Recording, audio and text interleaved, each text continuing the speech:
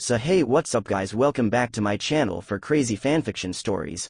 So today we are gonna see, what if Naruto time traveler and married to Pervy Tsunade? Before we start, please smash that like button and broke that subscribe button to see this type of crazy and naughty fanfiction stories. So let's begin. Tsunade was sorting through papers on her desk. They had accumulated over her years of procrastinating them, preferring to go out and drink sake and gamble away the money she earned. With sighs she set down the mission requests as she leaned back in her chair. The busty women's genjutsu had weakened over the years, revealing more wrinkles that were once hidden under it, but most of her genjutsu prevailed over the weakening of itself. And how might you ask why the genjutsu was weakening? All because the secret of Kyuubi got out 3 years ago. Ever since then, everyone had turned cold on Naruto, even his closest friends. She put him in the Anbu, mainly because Anbu pretty much consumed the person's life, leaving little room for the civilian populace to see them. Naruto was known as Kitsune among his fellow Anbu, and was a major part of their fighting force. Once you sent him into the fray, everyone is basically dead.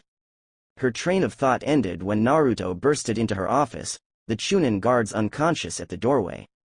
He pulled off his mask, set it down on her desk, and flopped on the couch in front of her. "Ba-chan, your guard censored."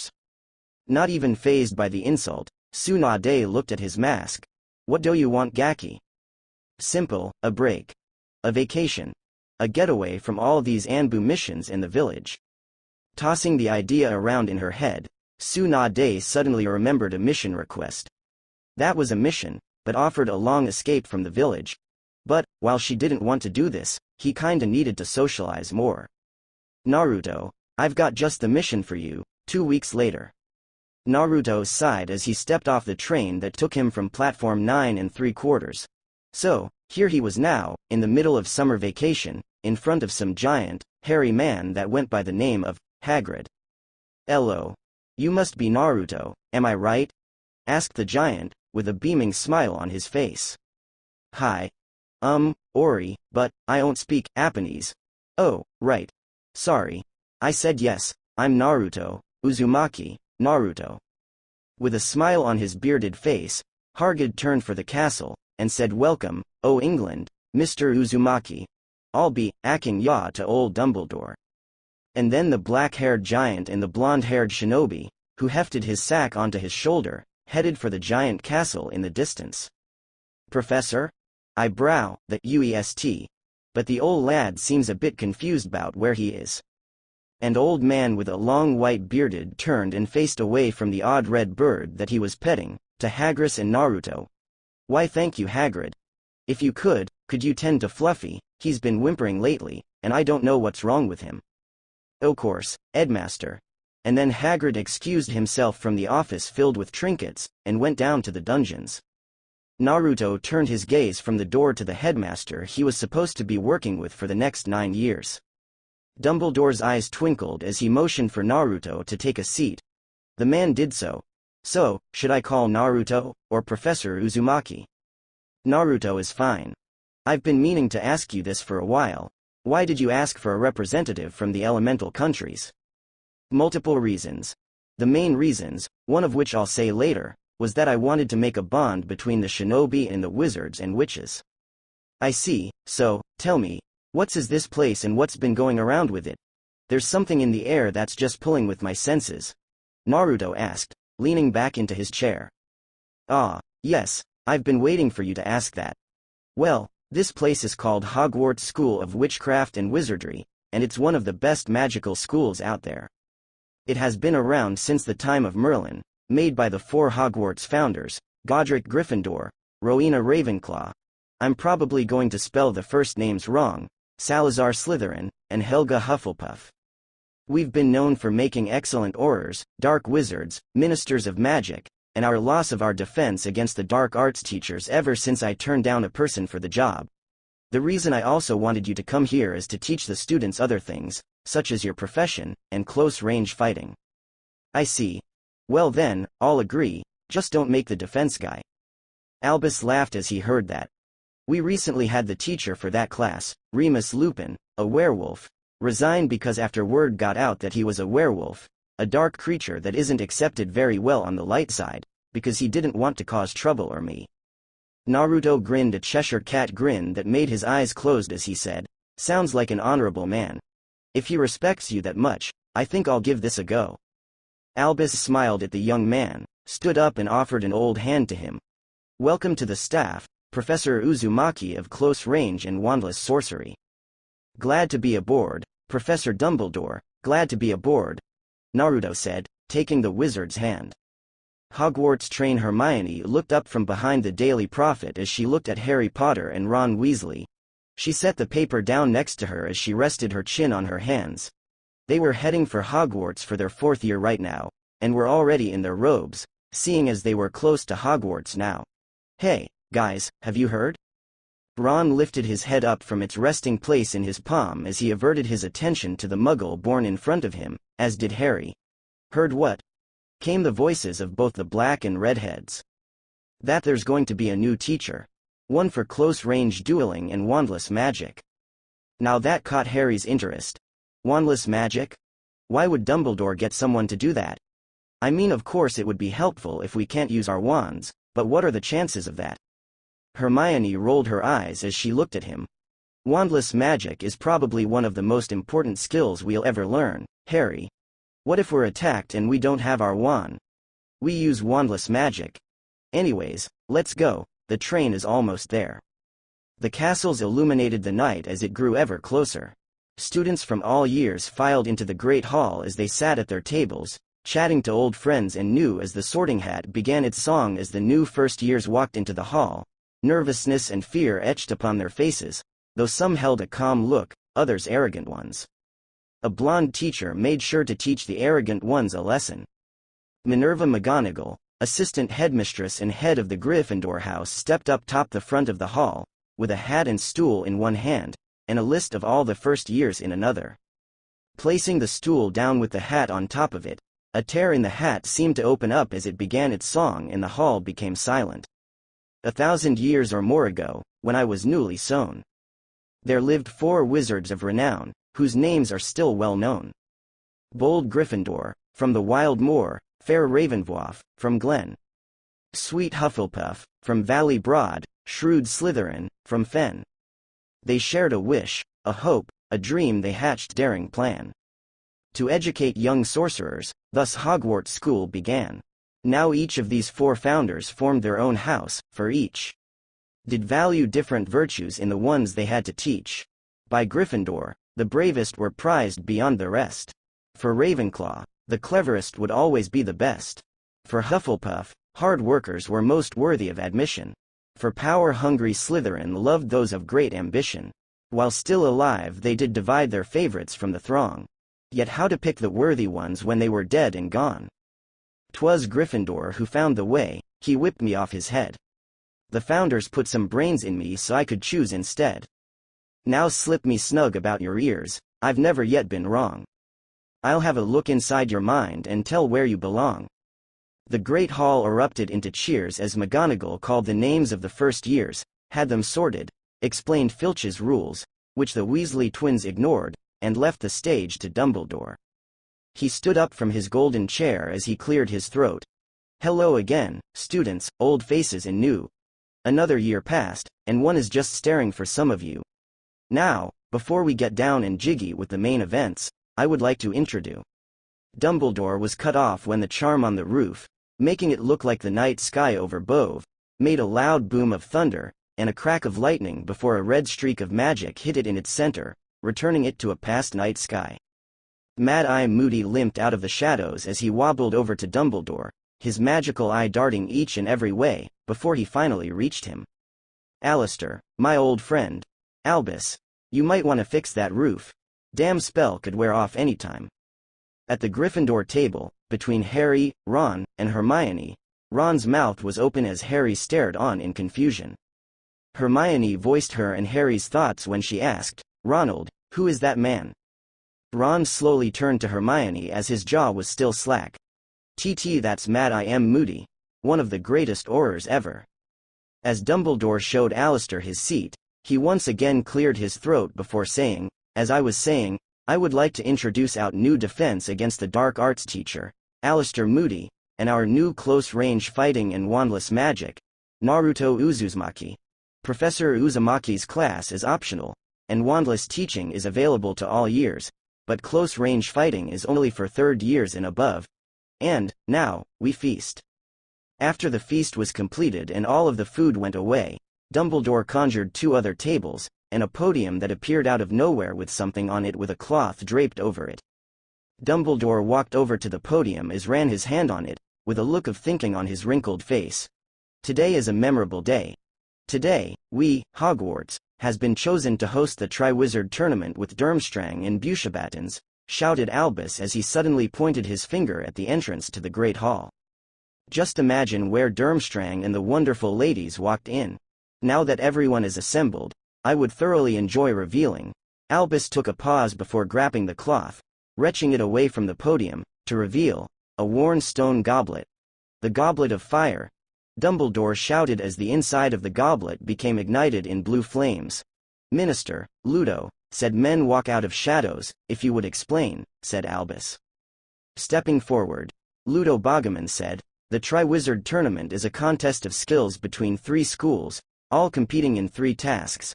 In order to compete, you must write your name on a piece of paper, along with your school, and place it in the goblet. The goblet chooses 1 name from each school, and that name becomes that school's champion. The champion with the most points at the end of the tournament wins. Then, Fudge stepped forward. But due to the death toll in this tournament, no one under the age of the 17th of may compete. Naturally, this caused uproar from the ones under 17. The noise was quieted when Dumbledore took the stage again. This is absolute, and I'll be drawing an age line repelling all those under the age of 17 from entering their names in the cup. Taking a bow, Dumbledore rose and said with his arms spread wide. A group of 33 kids all sat chatting in a classroom on the 4th floor, as they waited for the new teacher, Naruto, to enter the classroom. The students were made up of about 8 Ravenclaw, 3 Hufflepuff, 14 Slytherins, and 8 Gryffindor. Among the Gryffindors were the Golden Trio, Neville Longbottom, the Weasley twins and their friend Lee Jordan, and Dean Thomas. The Ravenclaw had Luna Lovegood and Cho Chang and several other students from that house. Hufflepuff had Cedric Diggory, who believed that if was chosen as the Hogwarts champion, he would need more than just high-level spells and his wand. The Slytherin had Draco Malfoy, Crabbe and Goyle, Pansy, Marcus Flint, Blaze, and several others from the Slytherin house that held a student position of power. Suddenly, all the chatting stopped when the room began frosting over, and ice began freezing over the desks. Then, an eerie came from nowhere. You call yourselves wizards and witches? You don't know anything, do you all?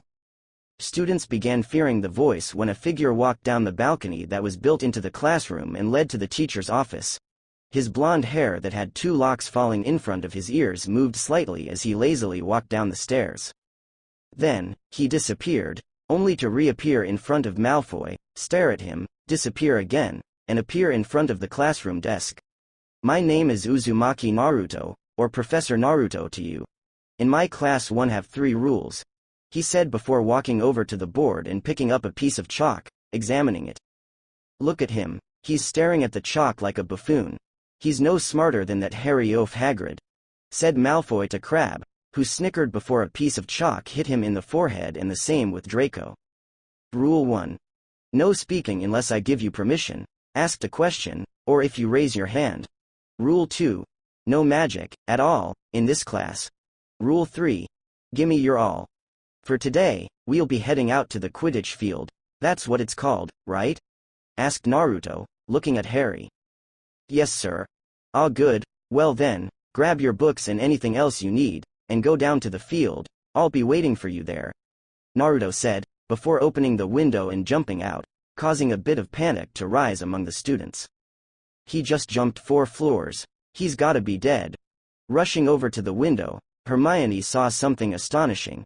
Naruto was dashing in the direction of the Quidditch field, perfectly fine. He's alive. And he's running for the field.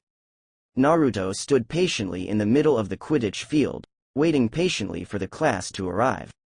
When the first of his students arrived, which were all 3 Hufflepuffs, he told them to stand on his left together, and plan a strategy for defeating a wizard. Then when the rest of the students arrived, he told the Slytherin to get into groups of 3 and one of 2, the Gryffindor to get into groups of 4, and the Ravenclaw into groups of 4. Naruto took a look at each one of the groups, which had all developed a strategy, all except for the Golden Trio and Neville, for defeating a wizard. Now that everyone is here, Naruto said, glaring at the Golden Trio, we can begin.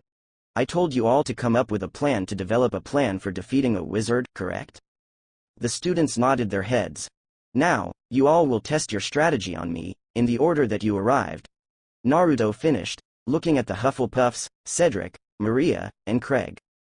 Hesitation swept across the faces of everyone there, not including Naruto of course, as they heard what their teacher said. They were supposed to fight him with their strategy. Don't worry about injuring me, Naruto said, jerking his thumb at himself.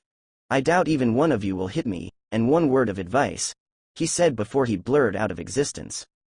In close-range fighting, never give your opponent the chance to attack, Naruto said, before planting a haymaker to Cedric's stomach, sending him flying back, rolling across the field, and crashing into his stands. No doubt a couple bones were broken. A couple minutes later, Craig and Maria were out cold, broken bones just like Diggory. And Naruto wasn't even scratched. Turning to the other students, he said, Slytherins, you're up. 10 minutes later, Ravenclaw. 4 minutes later, Gryffindor Group 1. Naruto said, facing Fred, George, Lee, and Dean. Fred and George didn't waste any time putting their plan into action. Conjuring up a couple of flaming butterflies, Fred sent them flying at Naruto, who fainted past each and everyone, before one got behind him and exploded. The students gasped at that, well, the easily shocked and scared ones that is, before George shouted to Dean. Dean, you're up. Agumenti, shouted Dean as a burst of water came gushing out of his wand and impacted against something in the smoke caused by the exploding butterflies. Lee. Defindo, came Lee's voice as a red streak of magic shot out of his wand and ran at the smoke, and the sound of something separating echoed through the field. Students held their breath as they waited for the smoke to clear. When it did, it revealed a poor, destroyed log. Confusion ripped through the group as they thought, but he was just right there, before a voice shouted through the Quidditch field. Protega, shouted Dean, pointing his wand right over Fred's shoulder, as a shield of magic appeared behind the Weasley, protecting him from an oncoming kick from Naruto. Good, said Naruto as he turned in midair, but there's a way past every defense. He finished as he delivered a heel drop to Fred's head, knocking him out. Rushing forward once he hit the ground, Naruto rushed at George, who Lee and Dean were to left and right of him. The three of them pointed their wands at him as he zigzagged toward them. Leaping into the air, Naruto pulled out 5 practice shuriken and hurled them at the group. Watching the 3 scatter to get away from the wooden shuriken, Naruto barely even touched the ground before running at Dean, catching him by surprise, and appearing behind him, and chopping him at the neck. 2 down, 2 to go, Naruto said, making 2 clones without seals and sending them after Lee and Jordan. The students that were watching were shocked. First, a teacher that they thought magic would crush, was beating them easily. Also, when they were sure he had been injured, it was just a log. And where did the log come from? And now, there were 2 more of him that appeared out of nowhere. The clones didn't waste any time. They just took Lee and George out. Letting his clones walk next to him, Naruto called out the next 3 groups. Slytherins, he shouted. 2 minutes later, and last but not least, Gryffindor Group 2. Naruto said, looking at Harry, Ron, and Hermione. All the students, who had already gone, well, everyone else had gone. Besides the Golden Trio just watched as their teacher just took off 2 wristbands he had been wearing, and let them fall to the ground creating 2 small craters. Students' jaws drop. I get the feeling that I'm going to have to go slightly more serious on you 3, Naruto said as he took a loose stance, arms at his side.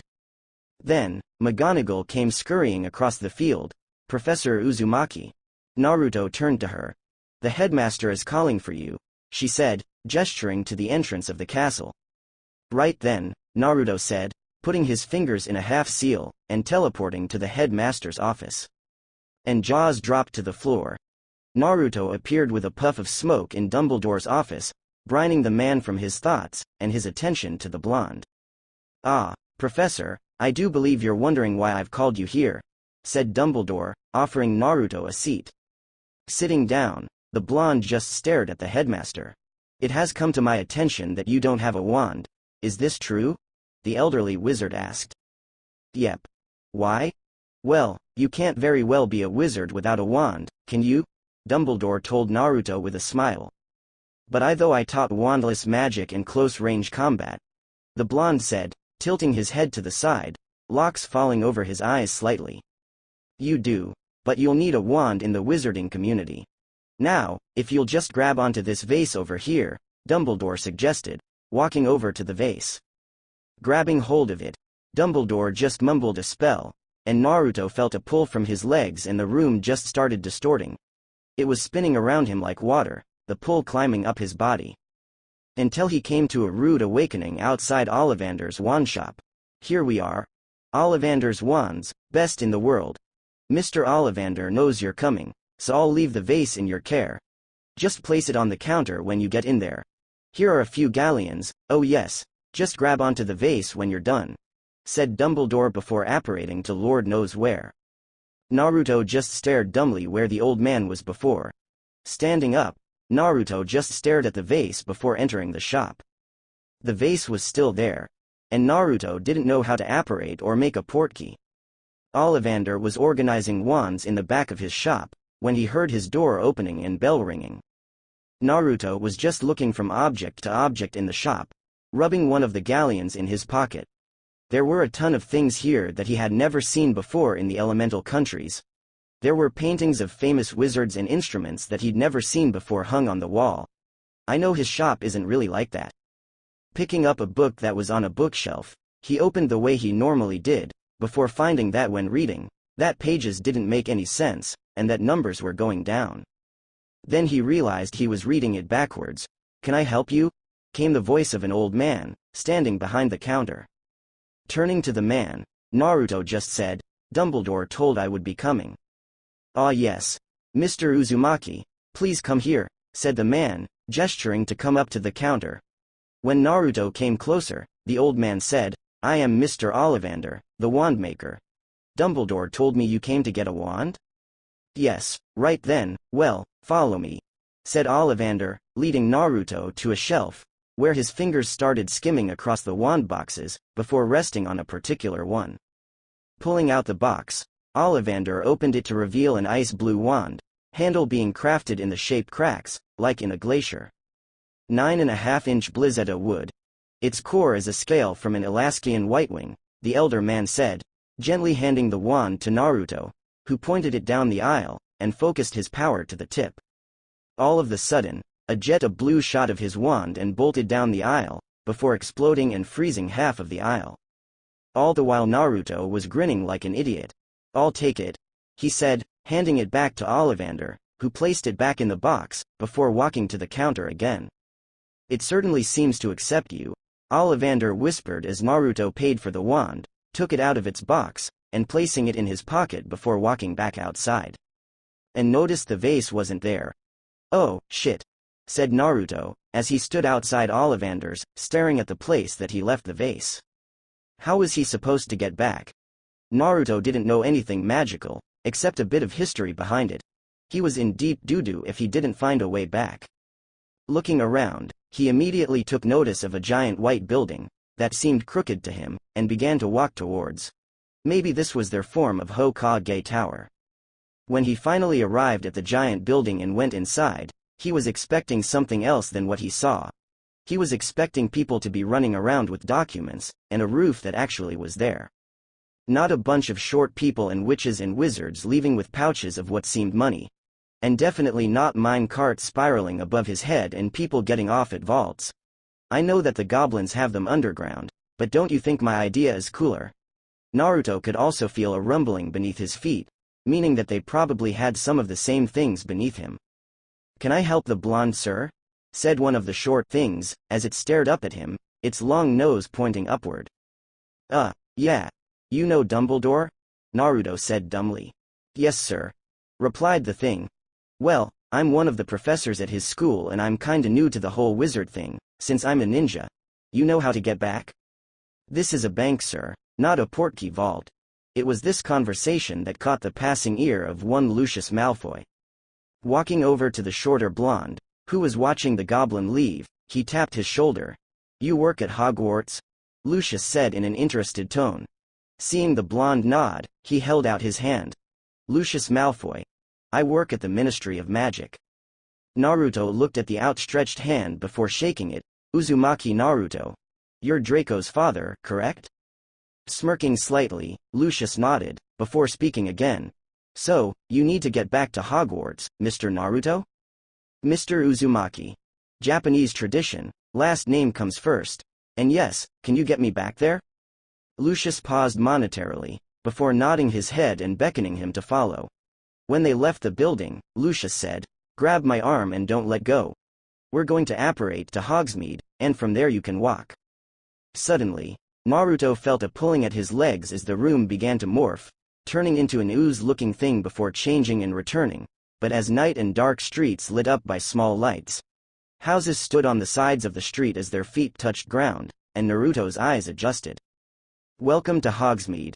Hogwarts is right over there, Lucius said, walking towards the castle looming in the distance. Dumbledore sat in his office, looking over some papers when the door opened and in walked Lucius Malfoy and Naruto. Ah, Lucius. Thank you for returning my teacher, we can't leave his class undone. I was wondering what happened to him when a Muggleborn appeared in my office with the vase. I'm not your property, old man. Yes, true. Anyways, can I help you with anything, Lucius? Asked the elderly man.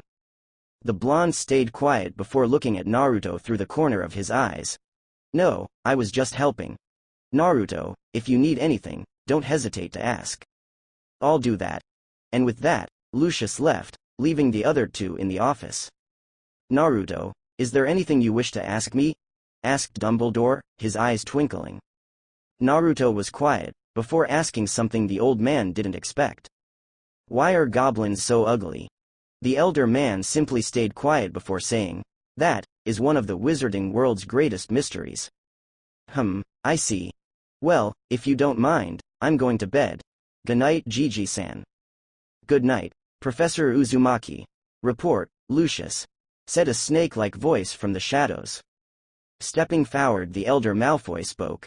It seems there is a new teacher at Hogwarts. One from a place called the Elemental Countries.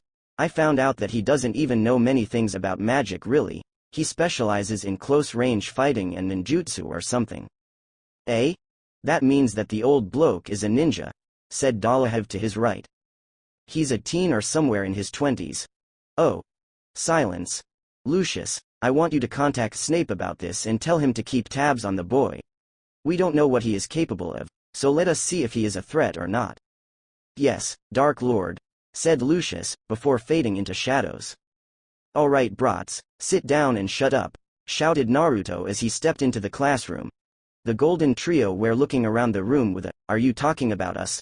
look on their faces. Malfoy was sniggering, Crabbe and Goyle were being dumb, Cedric was being careful to lean on the desk, and other students immediately shut up.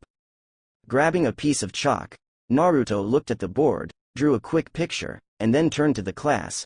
Does anyone know what this is? He asked, pointing to the figure on the board. Hermione raised her hand, thinking she knew the answer.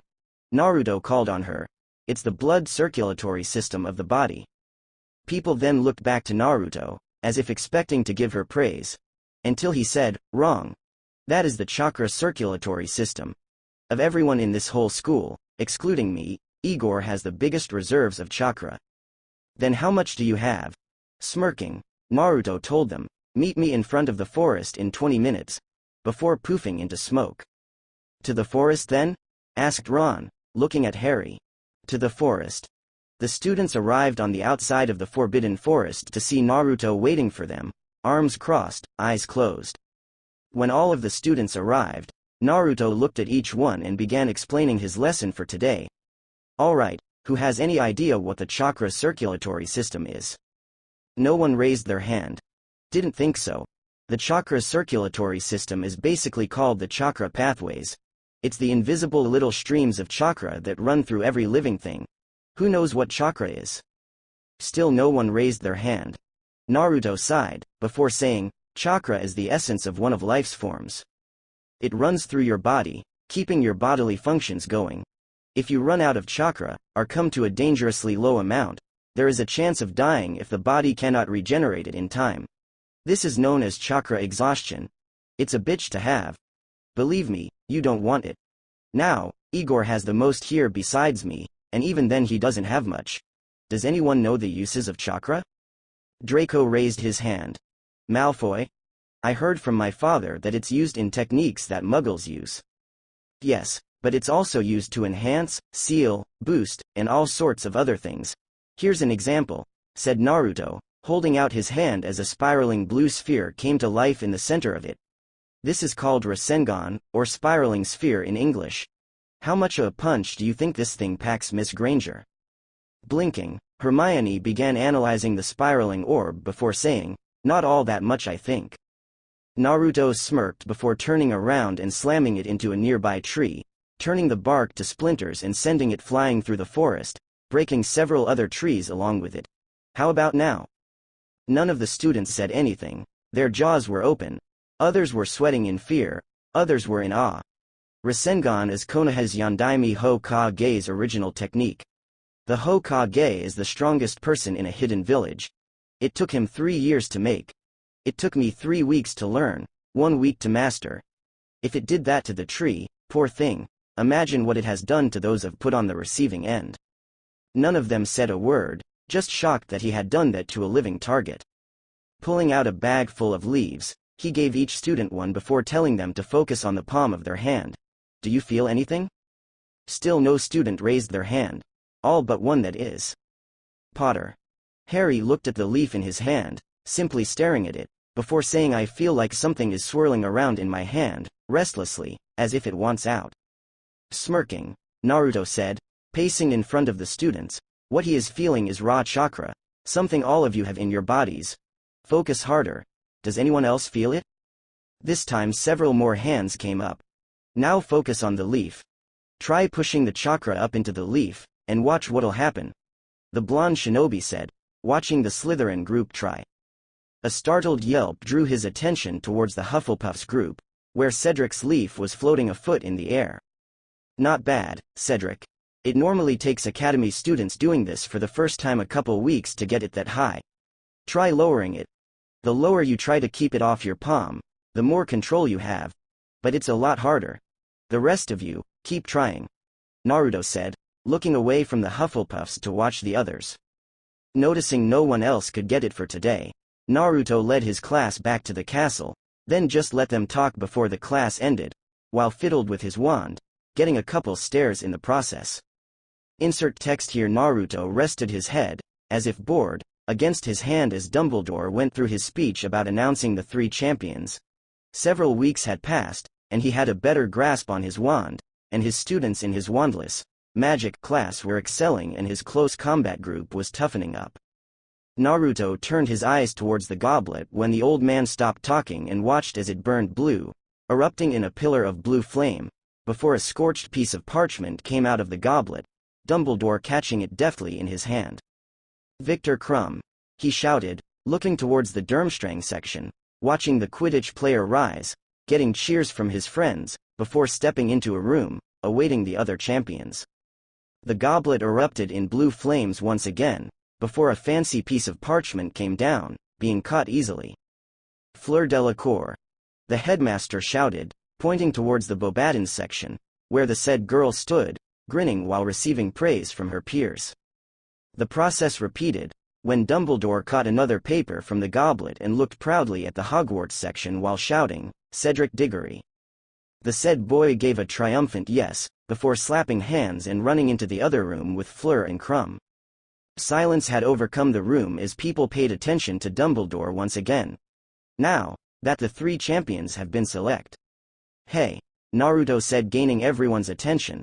The goblet is doing its thing again. Watching as the headmaster turned around, the goblet erupted brighter than before releasing 2 pieces of paper, which Naruto appeared within his hands, next to the goblet, shocking people with his speed. The boy gave a low whistle, before looking towards Dumbledore. "Looks like we got ourselves 5 champions, sir," he said, before looking towards the Hogwarts section once again, before pointing at Harry. "Harry Potter, please join the other champions," Naruto said, which gained many cries of, "He's underage," and, "He cheated." Either way, they were quickly silenced with a glare from Naruto. "Anyways, Dumbledore, we've got a bit of a problem," Naruto said, not trying to hide what he was about to say. "I haven't even touched that cup of yours, yet it spits out this. Care to explain?" he said, handing over the paper that was left in his hand. Reaching for it, Dumbledore read it aloud. "Uzumaki Naruto," it said, on the paper that came from the Goblet of Fire. Well, this certainly never happened before. Silence, pure silence, overcame the entire Great Hall as Naruto made that statement. When no one said anything, Naruto said, "I guess I'll just follow the other people then," he said, sighing. Walking down the steps and into the waiting room, he gained the attention of the champions, excluding Harry. "Vad is the matter?" asked Fleur, stepping towards him. "Do they want us back in the Great Hall?" The blonde-haired Anbu was about to answer until arguing voices came from down the stairs, signaling the arrival of the other teachers.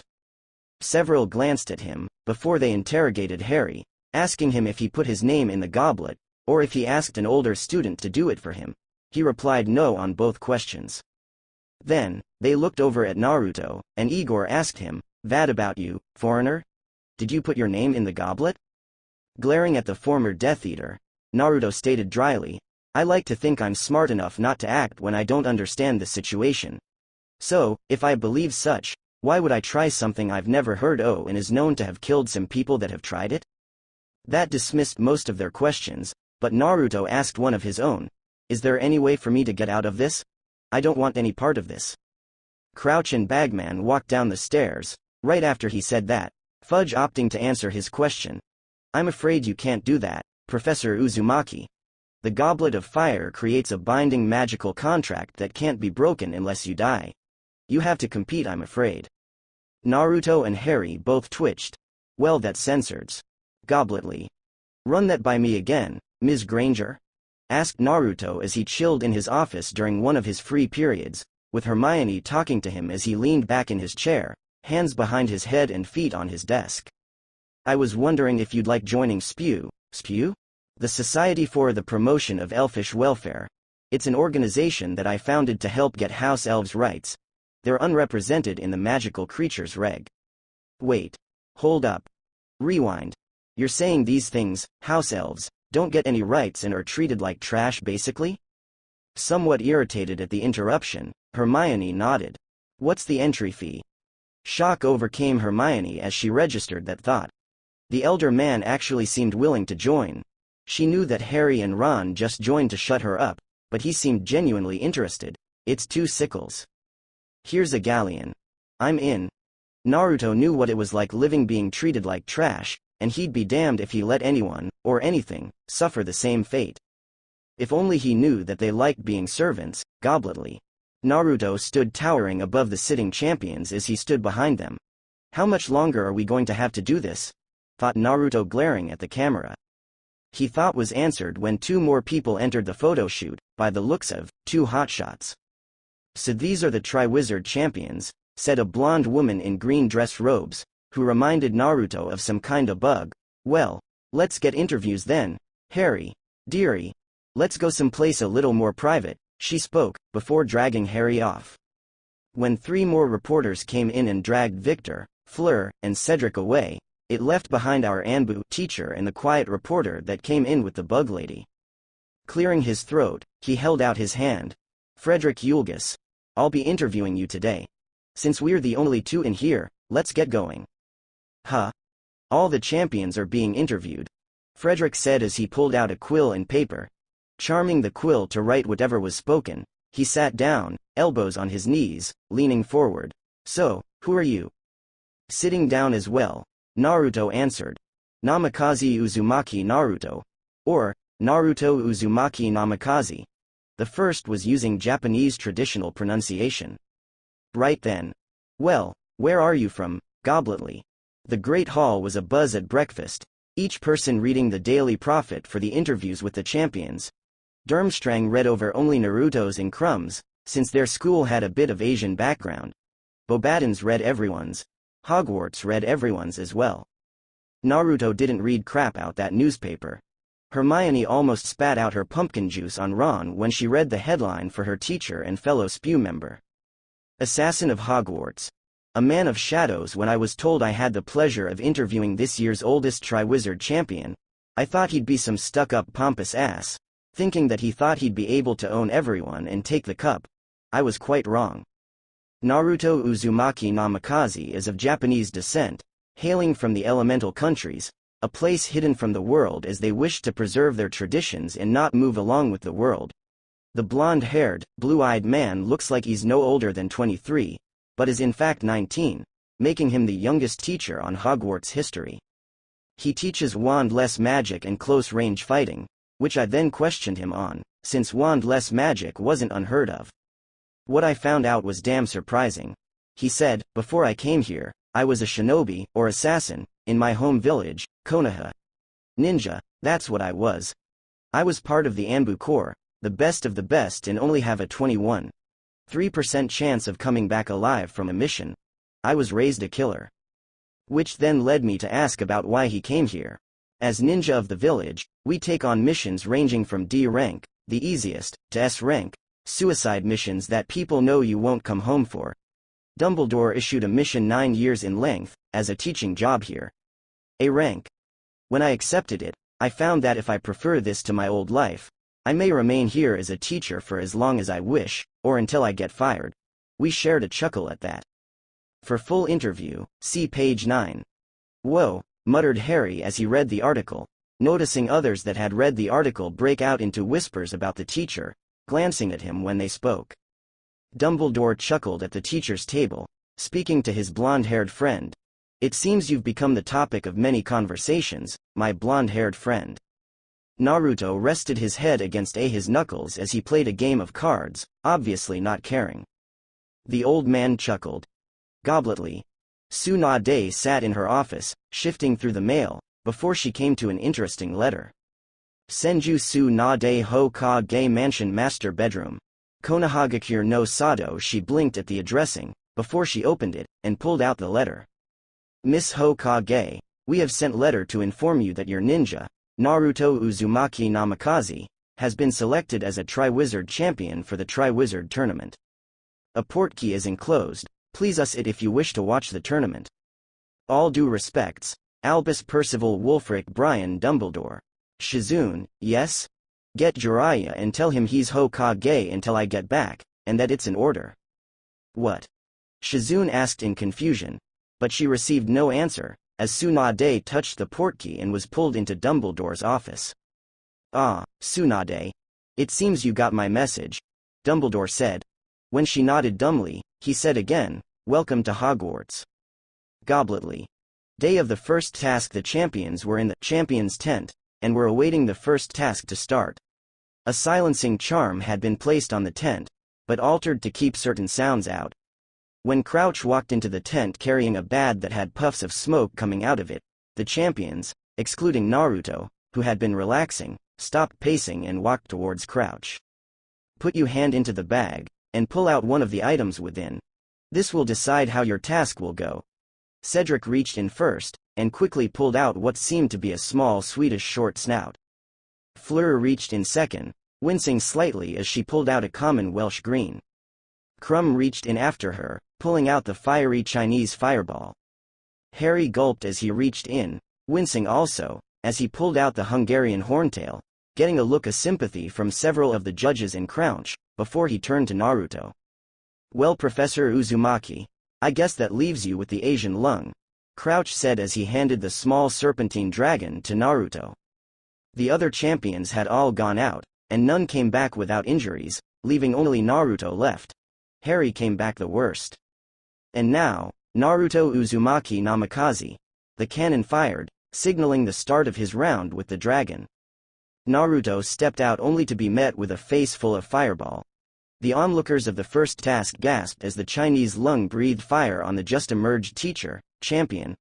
While the Chinese lung was more calm than the horntail, its flames were hotter than the dragon Harry had faced. Some people that liked the blonde teacher had stood up in worry, among them being the Weasley twins, Luna Lovegood, and several of the teachers. Tsunade just looked bored. Glancing over at the busty blonde woman, McGonagall glared at her. "Aren't you his family or something? Shouldn't you be worried?" Casting a bored look the witch's way, Tsunade said, "That kid was stabbed through the heart and lung by a fist covered in lightning when he was 12. He grew them right back, good as new. So, no, I'm not worried." Shock appeared on McGonagall's face when she heard that. And Tsunade was right not to be worried when the lung stopped breathing its fire and looked at the man on its face. Naruto was crouching on the dragon's nose, one hand in his pocket, the other out in a half-tiger seal. All the while looking bored. Then, he poked the dragon in the eye, before poofing away in a poof of smoke, leaving the great creature out for blood. When the lung finally noticed the blonde, he rushed at him, flying at amazing speeds across the arena. Its scales were glowing a bright green, a sign that the lung was mad. Opening its jaw and noticing its prey wasn't going to move, it sped up, getting looks of fear and shock. Fear for the man, shocked that he wasn't moving to avoid. Instead, Naruto lived up to his position as close-ranged fighting teacher when he promptly slammed his fist right between the dragon's eyes, and then slamming it into the ground, knocking it thoroughly unconscious. Walking over to the eggs, he picked up the golden one before walking back into the champion's tent. All in 1 minute 32 seconds. Silence conquered the crowd, before they erupted into cheers. Meetings. Naruto had done the second best out of all of them, in terms of points, coming in behind Harry for the boy's use of his flying skills. Naruto was the last one to leave the tent, and had done a great job of avoiding any reporters who wanted a shot at him. He saw Tsunade in the stands, who waved to him before heading to the castle knowing he'd be tired. Poppy didn't see an injury on him. When Naruto left the tent, he ran into someone peculiar. A person with pink hair, but judging by the height, it wasn't the Banshee.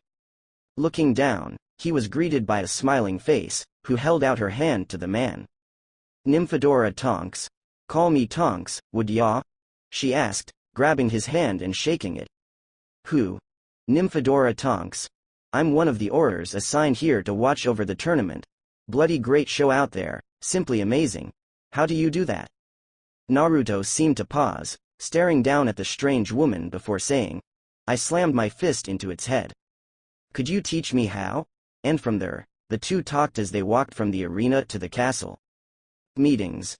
Naruto was grading papers in his office, sometime around midday Saturday, when McGonagall walked in, a nervous Harry behind her. "Can I help you, Professor?" asked Naruto, blinking dumbly. Tsunade had already left to go back to Konoha, but not before wishing good luck and flicking him halfway across the campus. "Are you going to the Yule Ball?" she asked, eyes watching him like a hawk. Quirking an eyebrow, Naruto said, "I didn't know I was required to go." Sighing, the elderly witch said, "It is tradition for the champions of the Triwizard Tournament to attend, being the first to dance. You do know how to dance, right?" She received no answer. "What about dress robes?" No answer. "Come with me, honestly, you and Potter." Meetings. Naruto banged his head on his desk for what had to be the 100th time that day. Not only did he have to dress up, something that he hated with a fiery passion, but he had to take a date? Some people got away with making him dress up, but forcing him to take a date? Head started rolling at that point. Picking up his abused and bruised head from the mahogany desk, he ran through a list of girls he could take. He came up with Zip. Teacher-student relationships were frowned upon in the world, almost everywhere, so he couldn't really take any girl from the schools to go with him. So, he found himself wandering the school for a person who he could take that was a good age, looked good, and liked being in his company. So he decided to do what Potter suggested to him. "You, me, and Ron can't find dates with people we're cool around. So, let's just go with someone and make it so they understand the situation." But he threw that idea out when he thought of that one girl he had met, that Tonks girl. He thought her over a bit, looking at the pros and cons. The pros heavily outweighed the cons. She was good-looking, smart, an Auror, wasn't a student, and was an adult, like he.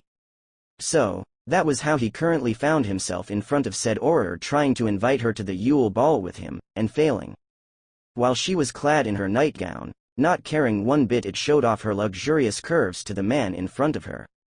Tonks, I was wondering if you could, well, damn, I haven't do this in years, I as wondering you'd like to, you know. No, I don't know. Would you like to go to the Yule Ball with me? I need a date, and everyone else either couldn't meet my standards or was frowned upon by society, he said, looking her over. She was certainly a looker. Shoulder-length pink hair and was about a head shorter than him, and had curves all in the right places. And her gown was most certainly not empty in her chest. She wasn't overly thin, and had nice legs. That the gown barely covered.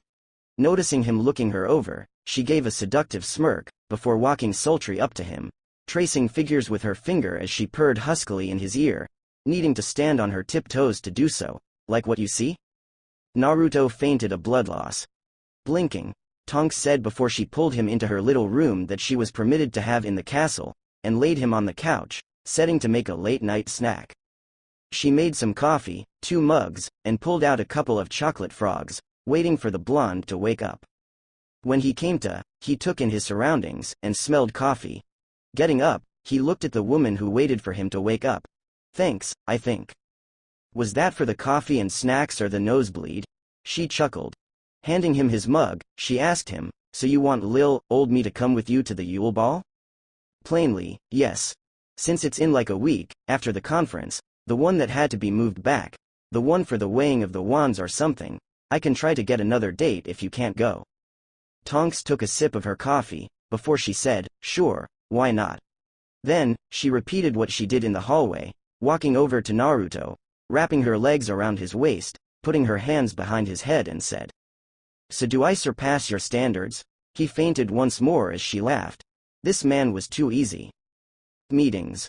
When Naruto came to, once again, he glared at the woman who laughed once again. Sometime when he fainted, she had moved his legs to his side of the couch, claiming the other as hers. Taking a big swig of his drink, he asked, where you from? Quirking an eyebrow, she replied, why do you want to know? I thought I might get to know the person I'm taking to the Yule Ball. Oh, well, I'm from Britain, went to school here, got sorted into Hufflepuff. The two ended up falling asleep sometime around 1 in the morning, both on the couch, their legs entangled.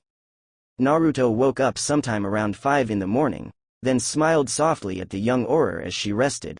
She looked so helpless, so defenseless. Different than the one that was awake, the one that always had been ready to spring into action. She thought that he hadn't had noticed, but he did. Grabbing a piece of paper, he wrote thanks for the coffee, and she could normally find him in his office, Great Hall, or in the dungeons. He found Snape as good company. The Great Hall was where food was. And his office was like his hangout spot. Finding a blanket, he laid it over her, before leaving and heading to his office on the 4th floor. Meetings. Naruto rubbed his temples as he dealt with his students. Since the weighing of the wands was later on today, he decided to give his students a free day, letting them do whatever they pleased. Unfortunately, that included questioning him. When one student asked if they could, all other conversations stopped, all listening to see if they could. Students generally knew about their teacher's past, from Dumbledore, being the one with the past most known, to Snape, who you only knew was in Slytherin, damn good at potions, and had a dislike for Potter. But good hell, you knew more about Snape than Naruto. Not wanting to betray his word, Naruto mumbled yes. Then hell broke loose. Everything became a jumble of noises. You couldn't even tell what they were saying. Quiet. Naruto shouted, pouring a bit of his chakra into his voice, making sure they heard him. When everyone looked at him wide-eyed, he said, one at a time. Several hands shot into the air. Naruto picked at random. Is it true you were a former Death Eater? Looking up, Naruto's eyes landed on Draco Malfoy, who sneered at him. He knew what the Death Eaters were. He had to learn all about the wizarding world's history over the summer. Pulling the sleeve of his left forearm down, he showed no dark mark. Does it look like it? He chose another hand. Are you really 19? Yep. Next? Have you ever killed someone? Yes, several. Did you enjoy it? No.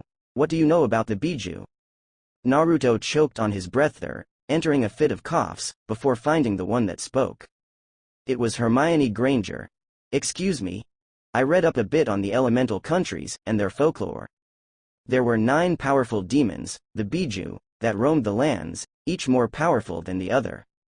The Ichibi, Shukaku of the sands, the Nibi, the cat of the damned, the Sanbi, shark of black waters, Yanbi, phoenix of the red skies, Gobi, wolf of the eternal forests, Rokubi, weasel of the mountain, Sichibi, the badger of the flaming earth, Hachibi, serpent of the wild, and the strongest of them all, Kyubi, the fox of hell. There were also several references to villages that one or more of the demons influenced. Naruto began sweating, vowing to find these books and burn them. First I looked, it was the Ichibi. I found that someone had taken its soul and put it into a boy before he was even born, and when he was, his mother was used as life sacrifice.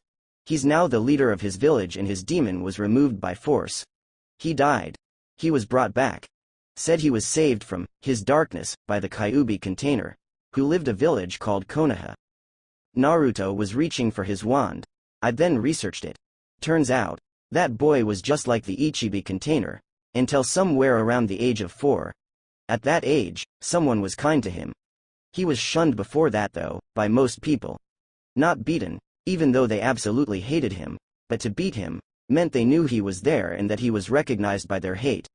To be ignored made him feel like he didn't exist. 12 years after that, he disappears. What do you know of the Biju? Detention. Granger. My office at 9 tonight. But, 15 points to Gryffindor for paying attention to others' culture and getting interested. Another 15 to keeping at the research. But 10 from Gryffindor for not paying attention to your surroundings. I'll explain later.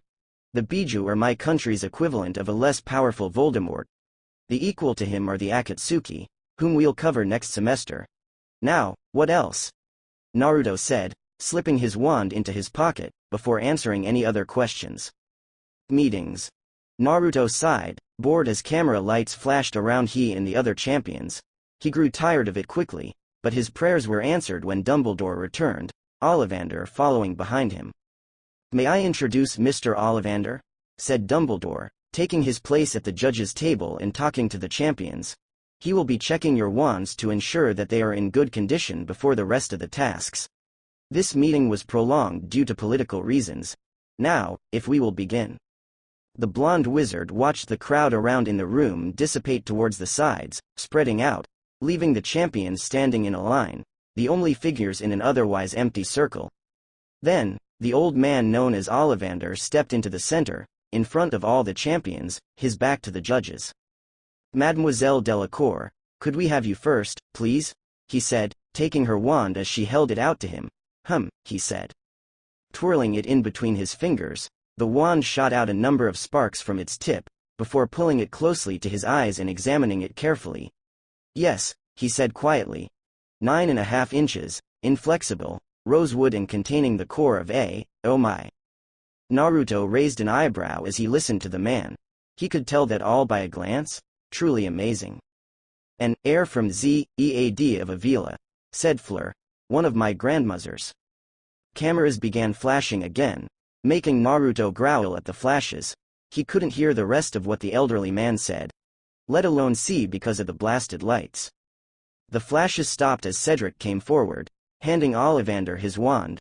This is one of mine, isn't it? Ollivander said, obviously with much more enthusiasm. Hair of a fine male unicorn that nearly killed me after I plucked his tail, 12.25 inches, ash, and pleasantly springy. Fine condition, do you treat it regularly? Polished it just last night. Cedric smiled. He sent out several sliver rings of smoke before handing it back to the Hufflepuff. Naruto watched as he gave Cedric back his wand. The boy had been doing amazingly well in his class, and had bagged a lot of points for his house because of it. He was a natural at chakra control. Crumb, if you would. Crumb stood, his imposing size stepping towards Ollivander, handing him his wand. Ah, Grigorovich creation, core of dragon heartstring, hornbeam, rather rigid, thicker than one normally sees, and 10.25 inches. Avis. Ollivander said, conjuring up several small birds that then flew out an open window. Rather good condition. Now this leaves Mr. Namikaze and Mr. Potter. Ollivander said, looking towards the two remaining champions that held two of his favorite wands that he ever created. Mr. Potter, you first. Harry gulped as he walked forward. Naruto could tell rather easily the boy was nervous. Ah, here we are. Holly, phoenix feather for a core, and 11 inches long. Supple. A good number of strong spells have been used by this one. Darker than normal wood, and a bit thinner than normal, but just a tad, Ollivander said, his eyes gleaming. Shooting out a fountain of wine, he handed it back to Harry. Still in perfect condition. He smiled. Now, Mr. Namikaze, Ollivander gestured to come up. People didn't really pay attention to him, as whispers of conversations about Harry had broken out. Naruto stepped up, the others not really noticing him. The champions did though. They knew that they all paid attention to the other and would give that same respect. Ah, 9.5 inch, casing is of Blizzetta wood, the wandmaker said, examining it closely. Naruto heard some of the whispers cease as the man said it. More were dying out, listening to his evaluation. Dumbledore had a gleam in his eyes. Rigid, amazingly so that it is best used for offensive spells. Core is of an Alaskian Whitewing scale, making it rather cold. All the whispers had stopped, Naruto noted, and several eyes widened. I came across the core when I was looking for snowweed in Antarctica, but encountered a towering male Whitewing, and they are known as some of the oldest, deadliest dragons, Mr. Namikaze. Prone to be violent towards anyone who stepped in their territory, he said. They also have the known ability of telepathy. Something I experienced firsthand during that trip. He told me, take this and use it. You'll be needing it. He then bit himself, and threw a bloody scale at me. I grabbed it, then looked back up. He was gone with the blizzard he came in. Holding it up, he sent out a freezing spell that did a good job on the roof, before handing it back to the blonde man. Still, in perfect condition. Cameras started flashing again, much to Naruto's chagrin, after he got back in line with the champions. They were pulled off by reporters, but Naruto escaped back to his office before one could grab him. Ah, the wonders of the body flicker, meetings. Naruto sat quietly in the great hall, the egg in front of him. The egg was the one he got from the first task, and the second was fast approaching. He didn't know what to do with it, and didn't dare to open it after the first time he did. It was around 7, being dinner time was in the wakes and the early eaters as he liked to call them had arrived and were munching away. Cedric saw this, and dismissed himself from his friends and table, walking up to Naruto. Professor Uzumaki? He said. Looking up, Naruto asked, can I help you, Cedric? You're having trouble figuring out the egg, aren't you? Disappointingly so. Try taking it in water. Cedric hinted. Take it with you when you take a bath or something. Give it a round of the elements per se. You know what I mean. Naruto locked his eyes with the Hufflepuff, before smirking and nodding gratefully. I'll try that. He promised. 10 points to Hufflepuff for looking out for others. Thank you. Also, Professor? There's something I think you should see, Cedric said before pulling the Daily Prophet from behind him. It's the evening issue. I thought you might want to take a look at this, he said before placing the paper down in front of Naruto, the headline big and bold. Rita Skeeter, ace reporter, has some curious news on the Triwizard Tournament's oldest champion. Earlier on today, during one of his classes, Mr. Naruto Uzumaki Namikaze allowed his students to do what they wanted, seeing how he had the weighing of the wand ceremony later on that day. One student asked if they could ask him questions, and, not wanting to go back on his word, allowed his students to ask him questions. And did they? The first question was asked by young Draco Malfoy, son of Lucius Malfoy, a strong figure in the Ministry of Magic, asked Mr. Namikaze if he was a former Death Eater, one of the ones in service of you-know-who. Mr. Namikaze simply lifted up his left forearm and pulled back his shirt, to show no dark mark. He was also asked if he really had killed people, which he said yes to, and if he enjoyed it, where he answered with a solemn no, as if he had killed people he had made friends with. But the most interesting part of the questioning was done by Hermione Granger, a muggle born and one of the best witches, grade-wise, in Hogwarts. She asked him what he knew of the Biju, 9-tailed demons, that the more tails they had, the stronger they were. Miss Granger recited all of the demons, from the 1-tailed Shukaku to the 9-tailed Kyuubi. When she had finished that, she went on to tell about how a couple of the demons influenced a village, and how some of them were even sealed into people. The container of the one-tailed Shukaku had been rejected and shunned since birth, but who is now the leader of his village and accepted by everyone. But, he had apparently gotten his demon forcefully removed and died, but had been brought back and said he was saved from his darkness by the Kyubi container. The Kyubi directly influenced Konoha. The village Mr. Namikaze is from, 19 years ago, on October 10th, which is also Mr. Namikaze's birthday. On that day, the Kyubi attacked Konoha and was defeated by their fourth Hokage, the strongest ninja in the village. But, the fourth died, and so did Kyubi. And, seeing as how demons can't be killed that easily, but can be sealed, there are some reasons to believe Konoha has a Jinchuriki, a person with one of the demons in them, as a separate soul. And each of the Jinchuriki have a characteristic of their demon. The Ichibi Jinchuriki had rings around his eyes, similar to a raccoon, which is what the Ichibi is. The Nibi Jinchuriki was more cat-like. The Rokubi Jinchuriki had a black streak across his face horizontally, like a weasel, and the Kyubi Jinchuriki has whiskers similar to the fox's. Also, Mr. Namikaze has 3 scars on each of his cheeks. That, and his eyes are similar to a fox's. So, many believe that he is the Kyubi Jinchuriki. On a side note, there is apparently a criminal organization that is after the Biju, and have nearly caught every one of them. Except Kyubi. For more details on the Biju and Naruto Uzumaki Namikaze, see page 13. Naruto stared at the paper a tad longer before throwing it into the air, pulling out his wand, and mumbling, "Makaze." The spell shot out of the wand, hitting the paper, and tearing it to shreds in a miniature storm of fire. Looking up, he glared at the wall, promising that the next time he saw the damned woman, would be the last of her days. Of course, he said that in his head though. Demons revealed. Up in the Gryffindor common room, Hermione set the evening issue of the Daily Prophet down between her, Ron, Harry, and Neville. "He's a demon," she whispered, her eyes disbelieving.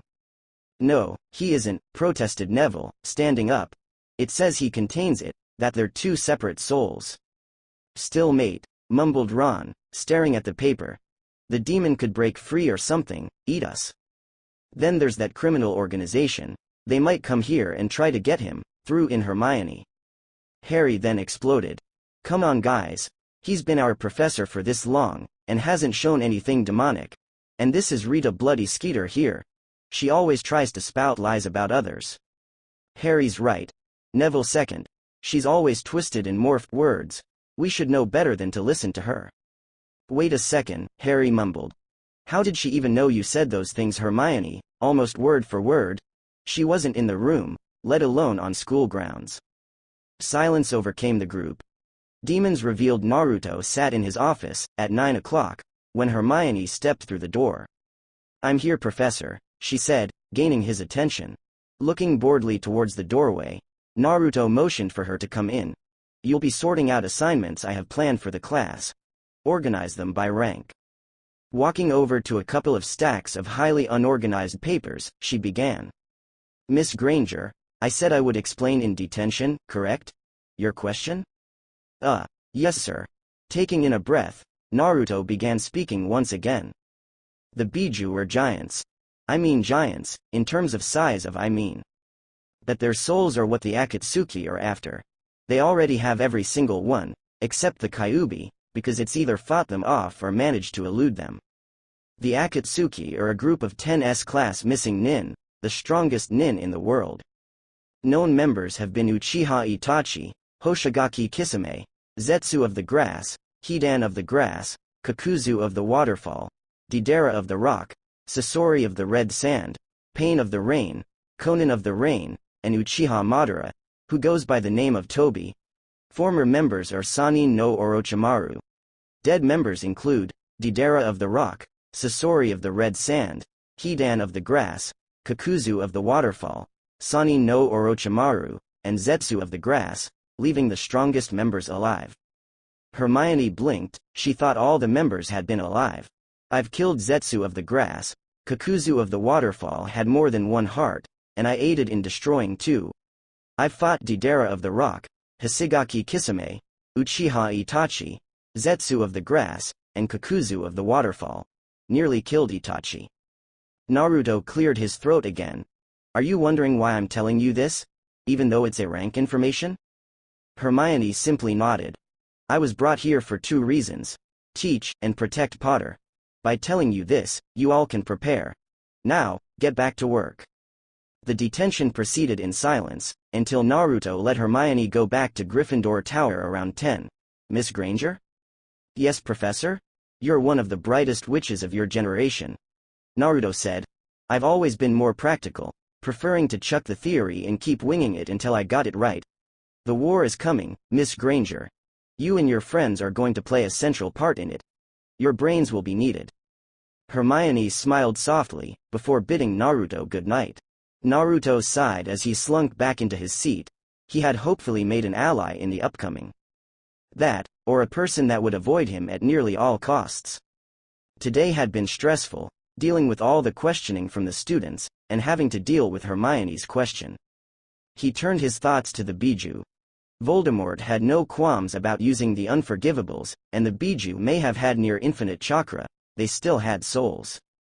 Avada Kedavra basically meant, let it destroy the thing being whatever is was being cast on. If the caster's magic was stronger than the target's magic at the time, the curse would work as it was supposed to, unless some sort of sacrifice or ritual had been done beforehand to save the victim. If the target's magic was stronger, then Avada Kedavra just wouldn't work.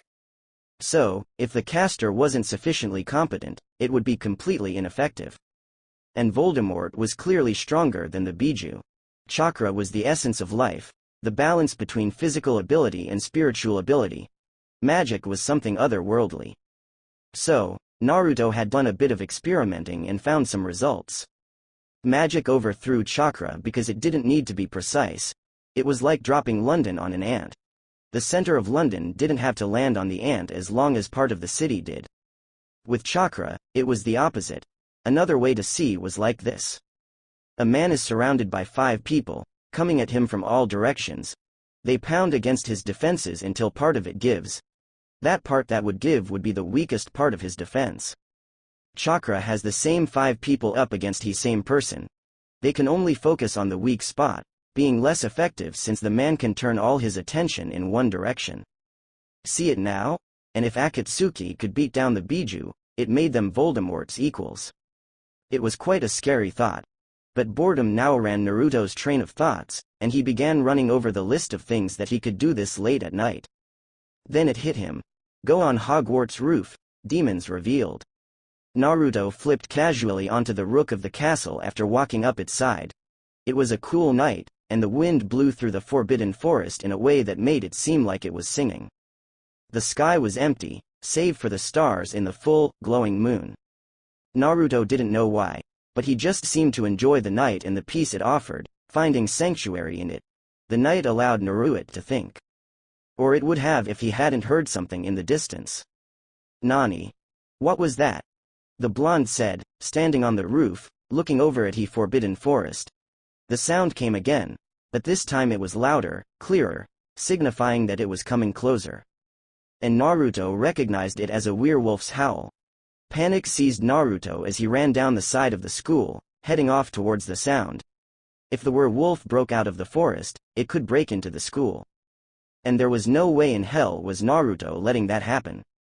He raced faster towards the forest, breaking into the dense expansion of trees and darkness when something tackled him from the side, which was then kicked off him. Compliments of Naruto. When INHELL did you get behind me? Naruto shouted at the werewolf, an all-black one with a gray stripe going down its back. The wolf snarled at the blonde, before lunging at him again, claws outstretched, ready to tear and rip him apart. Naruto danced in the strikes, avoiding everyone, until he slammed his fist into the beast's chest, sending him flying into a nearby tree. Shaking his hand, Naruto mumbled, "How can you censor eaters have censored strong bones?" He didn't receive an answer. The beast was back up, and was running at Anbu, then leapt up at him. The two collapsed in a jumble of limbs and fur, which ended up with Naruto grappling with the black werewolf on top of him, trying to keep the beast from biting off his head. The werewolf continued trying to bite at him, its jaws snapping. Then, it reeled back, preparing to bite as far as he could, which was when Naruto made his move. He head-butted the werewolf. Chakra reinforced. The animal let out a whine before getting even madder, realizing that its prey was already out from under him, and was glaring at him from across the clearing they were in. "Alright, you little censored-er. Let's rumble." Naruto. Huh? What are you doing? Get out of Naruto didn't finish, as the werewolf latched itself onto his arm with its teeth, sinking its fangs deep into the flesh.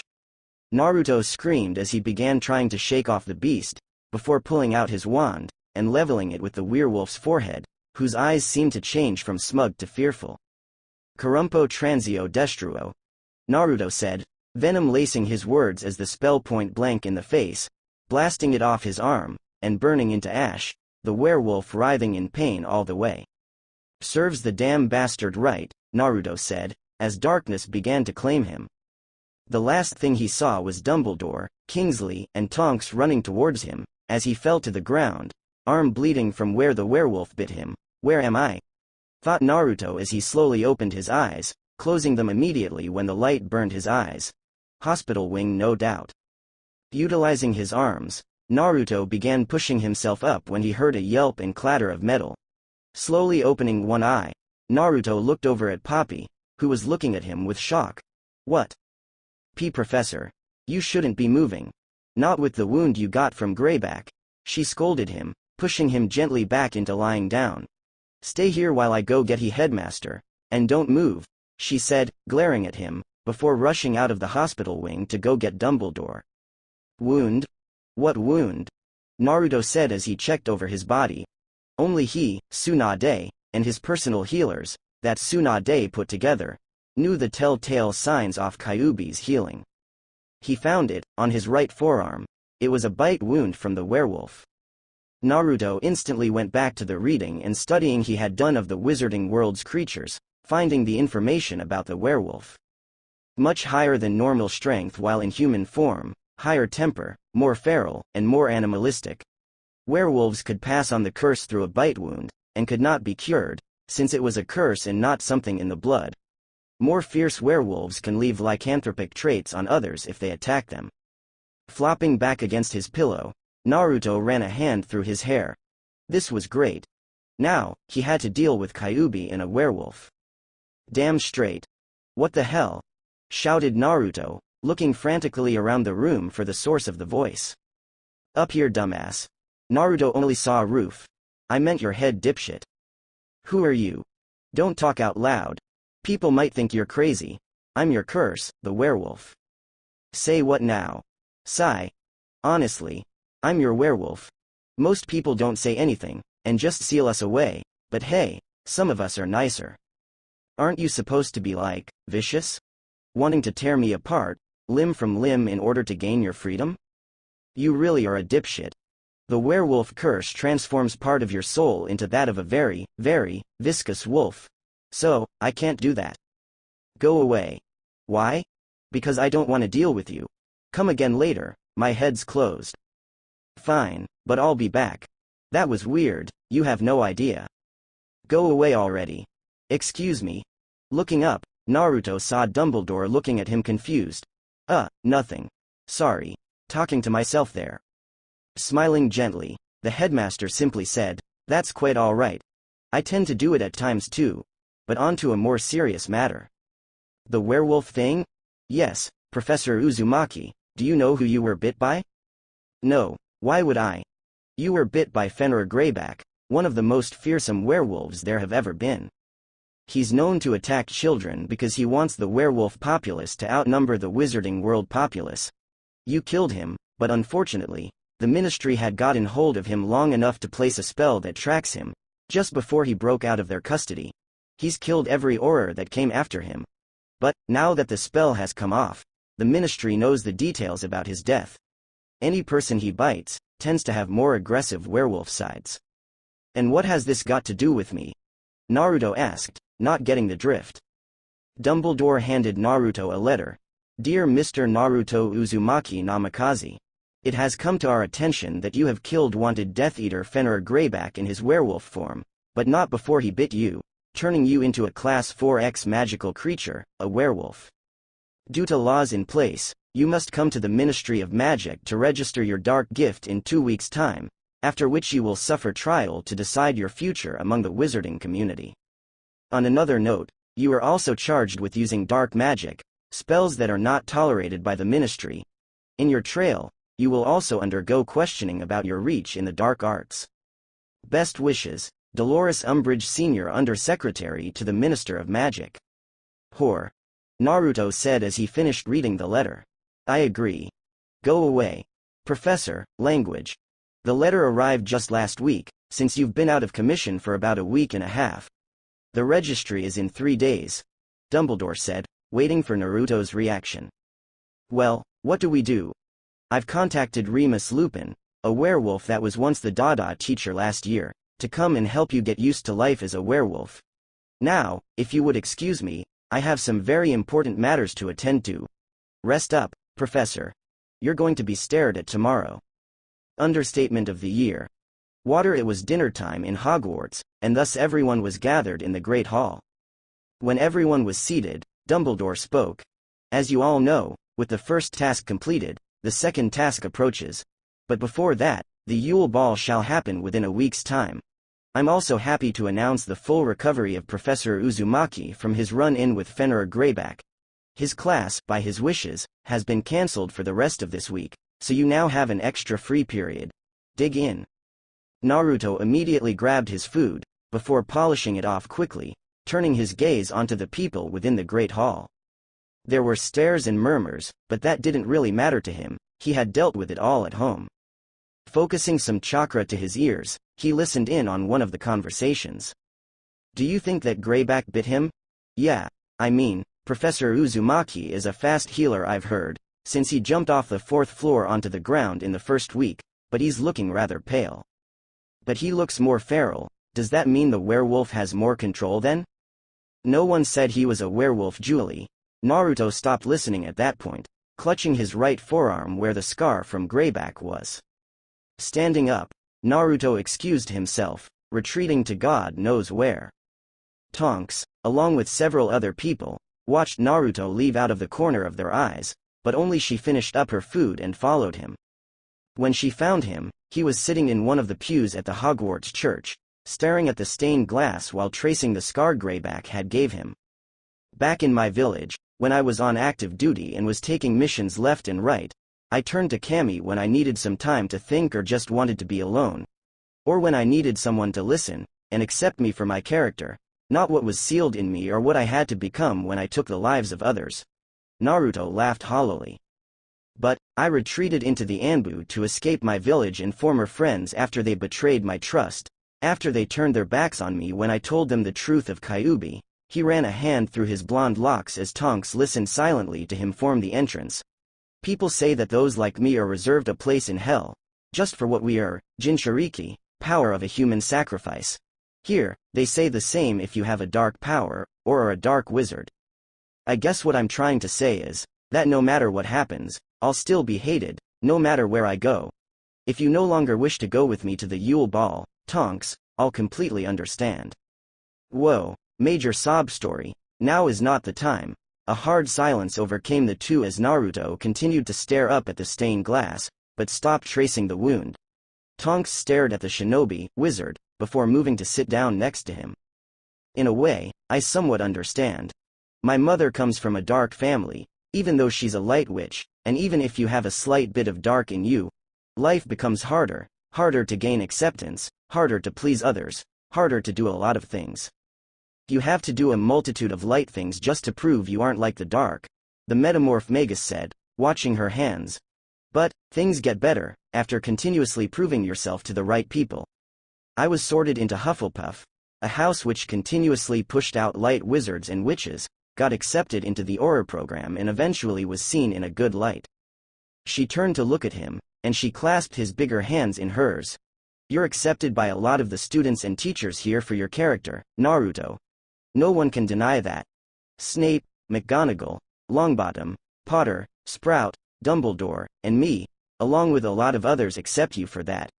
She smiled up at him, matching his hard gaze with her happy one. He could see no trace of lies.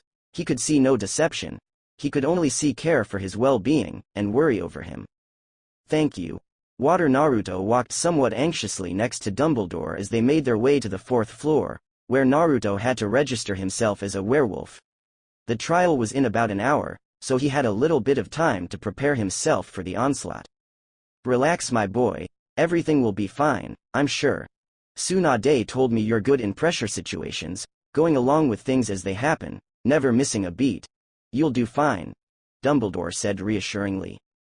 The elevator stopped at the 4th floor, at which the two wizards stepped off and walked up to the administration counter. Looking up from her work, the young witch asked, "Welcome to the Department of Regulation and Control of Magical Creatures. How may I help you?" Smiling, Dumbledore said, "We're here to register one of my professors, Professor Uzumaki, as a werewolf." The witch turned her gaze to Naruto, who was wearing his normal professor's getup, consisting of a long-sleeved black leather overcoat with a hood. The sleeves were rolled up to his elbow, showing his scar from grayback along with several seals. The coat itself had straps, shoulder pads in the leather. He wore a red muscle shirt under that, and a sash was around his waist, his Anbu mask hanging off it. Cargo pants and army boots were the rest. In all honesty, he looked like belonged in the Auror department, rather than a professor at Hogwarts. "Right, just fill out this form, and then you're done," she said, handing him some papers on a clipboard and a quill and ink. Taking a seat, Naruto began filling out the information. Name: Uzumaki, Naruto. Age: 19. Censored, male. Eye color: blue. Hair color: blonde. Dark. Gift: werewolf. Any other magical gifts? None. Occupation: shinobi, wandless magic and close-range fighting professor at Hogwarts. Spouse: none. Children: none. Next of kin: none. Naruto blinked when he realized that was virtually it. The rest of the papers were just questions if he wanted anything else, such as insurance and crap like that, but that was all optional. "Here," he said, handing back the clipboard to the lady. "Is that all for today?" she asked. "Yes, thank you for your time," Dumbledore said, taking his leave with Naruto behind him. That was it. Yes, basically. Damn, though, you'd think that they would have more crap for you to fill out. You were just gonna talk to me whether I like it or not, aren't you? Yeah, and I'm friendlier than most werewolves, 'cause I know I'm stuck with you. So, I might as well make the best of the situation. Naruto and Dumbledore arrived on the 9th floor, the floor the trial was taking place on, 20 minutes prior to it. They took to sitting outside the atrium, waiting, when someone called out to them. Headmaster. Naruto. What brings you to the ministry today? Lucius Malfoy stood once again in front of the two as he waited for their response. I'm awaiting trial because I used dark magic to kill Fenrir Greyback after he bit me. A tense silence overcame them. That was broken by Dumbledore, saving his friend from the awkward situation. The trial is about to start. Naruto, shall we? He said, gesturing towards the door. Yeah. Farewell, Lucius. Yes, goodbye. Lucius watched the two enter the atrium, and he made a mental note to let his master know about this tidbit of information. Water Naruto sat in the giant atrium, the members of the Wizengamot seated in front of him as the trial began. Clearing his throat, Fudge began. Naruto Uzumaki Namikaze, you are here because you have been suspected a werewolf. How do you plead? Looking lazily up at the minister, Naruto said, guilty. You are also charged with casting the Ash Curse, an S-rank dark spell that the ministry is notified whenever it is cast. Is this true? Yes. Will you undergo questioning under the influence of Veritaserum? Sure. Auror stepped forward, letting 3 drops of the potion fall into the blonde's mouth. What is your full name?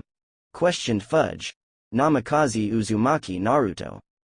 Age? 19. Occupation? Shinobi of Konoha. I thought you were a professor? A rank mission requested by Dumbledore, be a teacher at Hogwarts for 9 years, after which if I like it here more than the shinobi world, I'm welcome to stay, Naruto said, leaning back in the chair. The Veritaserum is in order, Fudge stated, scribbling something down on a piece of paper. Where were you on the night that Fenrir Greyback attacked?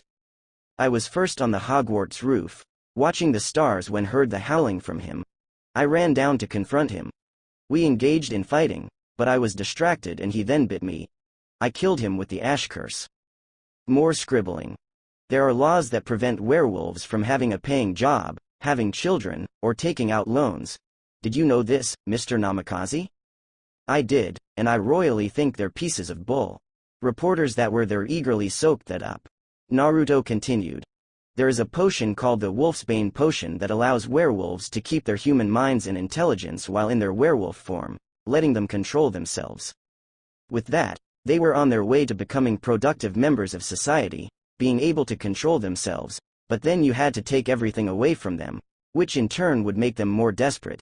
You all basically made the threat of the werewolves remain, whereas it was diminishing unless I'm mistaken, which I'm not. You, Minister and Madame Umbridge passed these laws.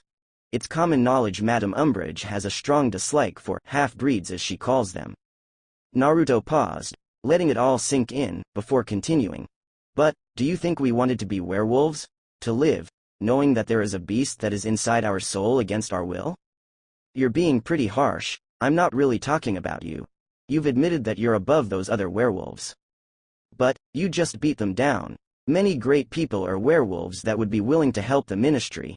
Well, before you passed the laws of course, in finding and capturing Death Eaters and would help in fighting Voldemort. He heard collective gasps at the name and saw Dumbledore's twinkling eyes. But now, Voldemort's Death Eaters will no doubt try to get them on his side. That's my opinion on them. Silence overcame the atrium as the Wizengamot stared between Fudge, Umbridge, and Naruto. The reporters were writing furiously, and Dumbledore was smiling. Photographers were also going a little crazy. We are not here to discuss your opinion on werewolf laws, Mr. Namikaze, Umbridge said, standing up. The laws also apply to you, and you must. I don't think you want to do that, Dumbledore said, standing as well. Mr. Namikaze here is an envoy from the elemental countries, and robbing him of his job and life would be great insult to them. His eyes gleamed dangerously. Enough to make them consider going to war. The shinobi, from what I understand, are more violent than us, and have abilities we know very little of.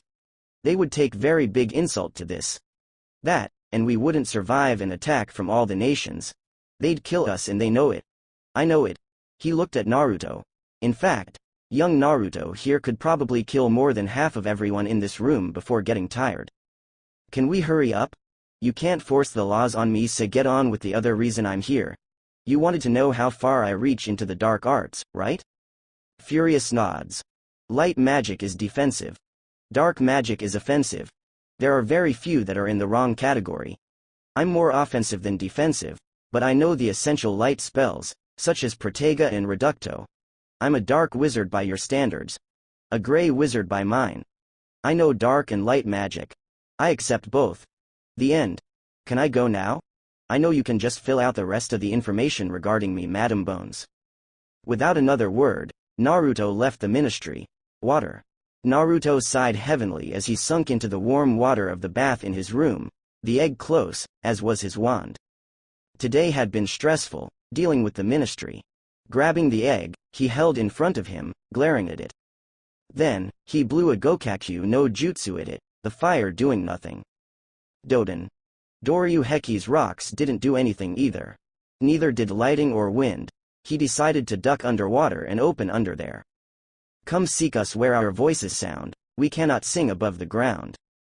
And while you're searching, ponder this. We've taken what you'll sorely miss. An hour long you'll have to look, and recover what we took. But past an hour the prospect's black, too late, it's gone, it won't come back. Well, that's ominous, I completely agree. What do you think it means? Asked the werewolf. Well, it's rather obvious. Naruto replied, looking the egg over, after closing it.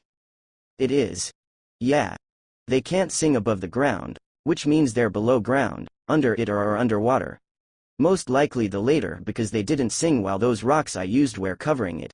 And they've taken something I'll sorely miss, meaning they've taken something precious to me. I have an hour to try and find it and take it back, but if I don't find it in an hour, it's gone. Oh, I feel stupid. Look underneath, the underneath. The full moon is in a couple of days, 3, I know. The day before the Yule Ball. Do you have the Wolf's Bane potion ready? Yeah. I'll be able to talk to you during the time as me. You'll feel a little weird during the transformation. I know. Water Naruto sat in his classroom, waiting for the next round of students to show up.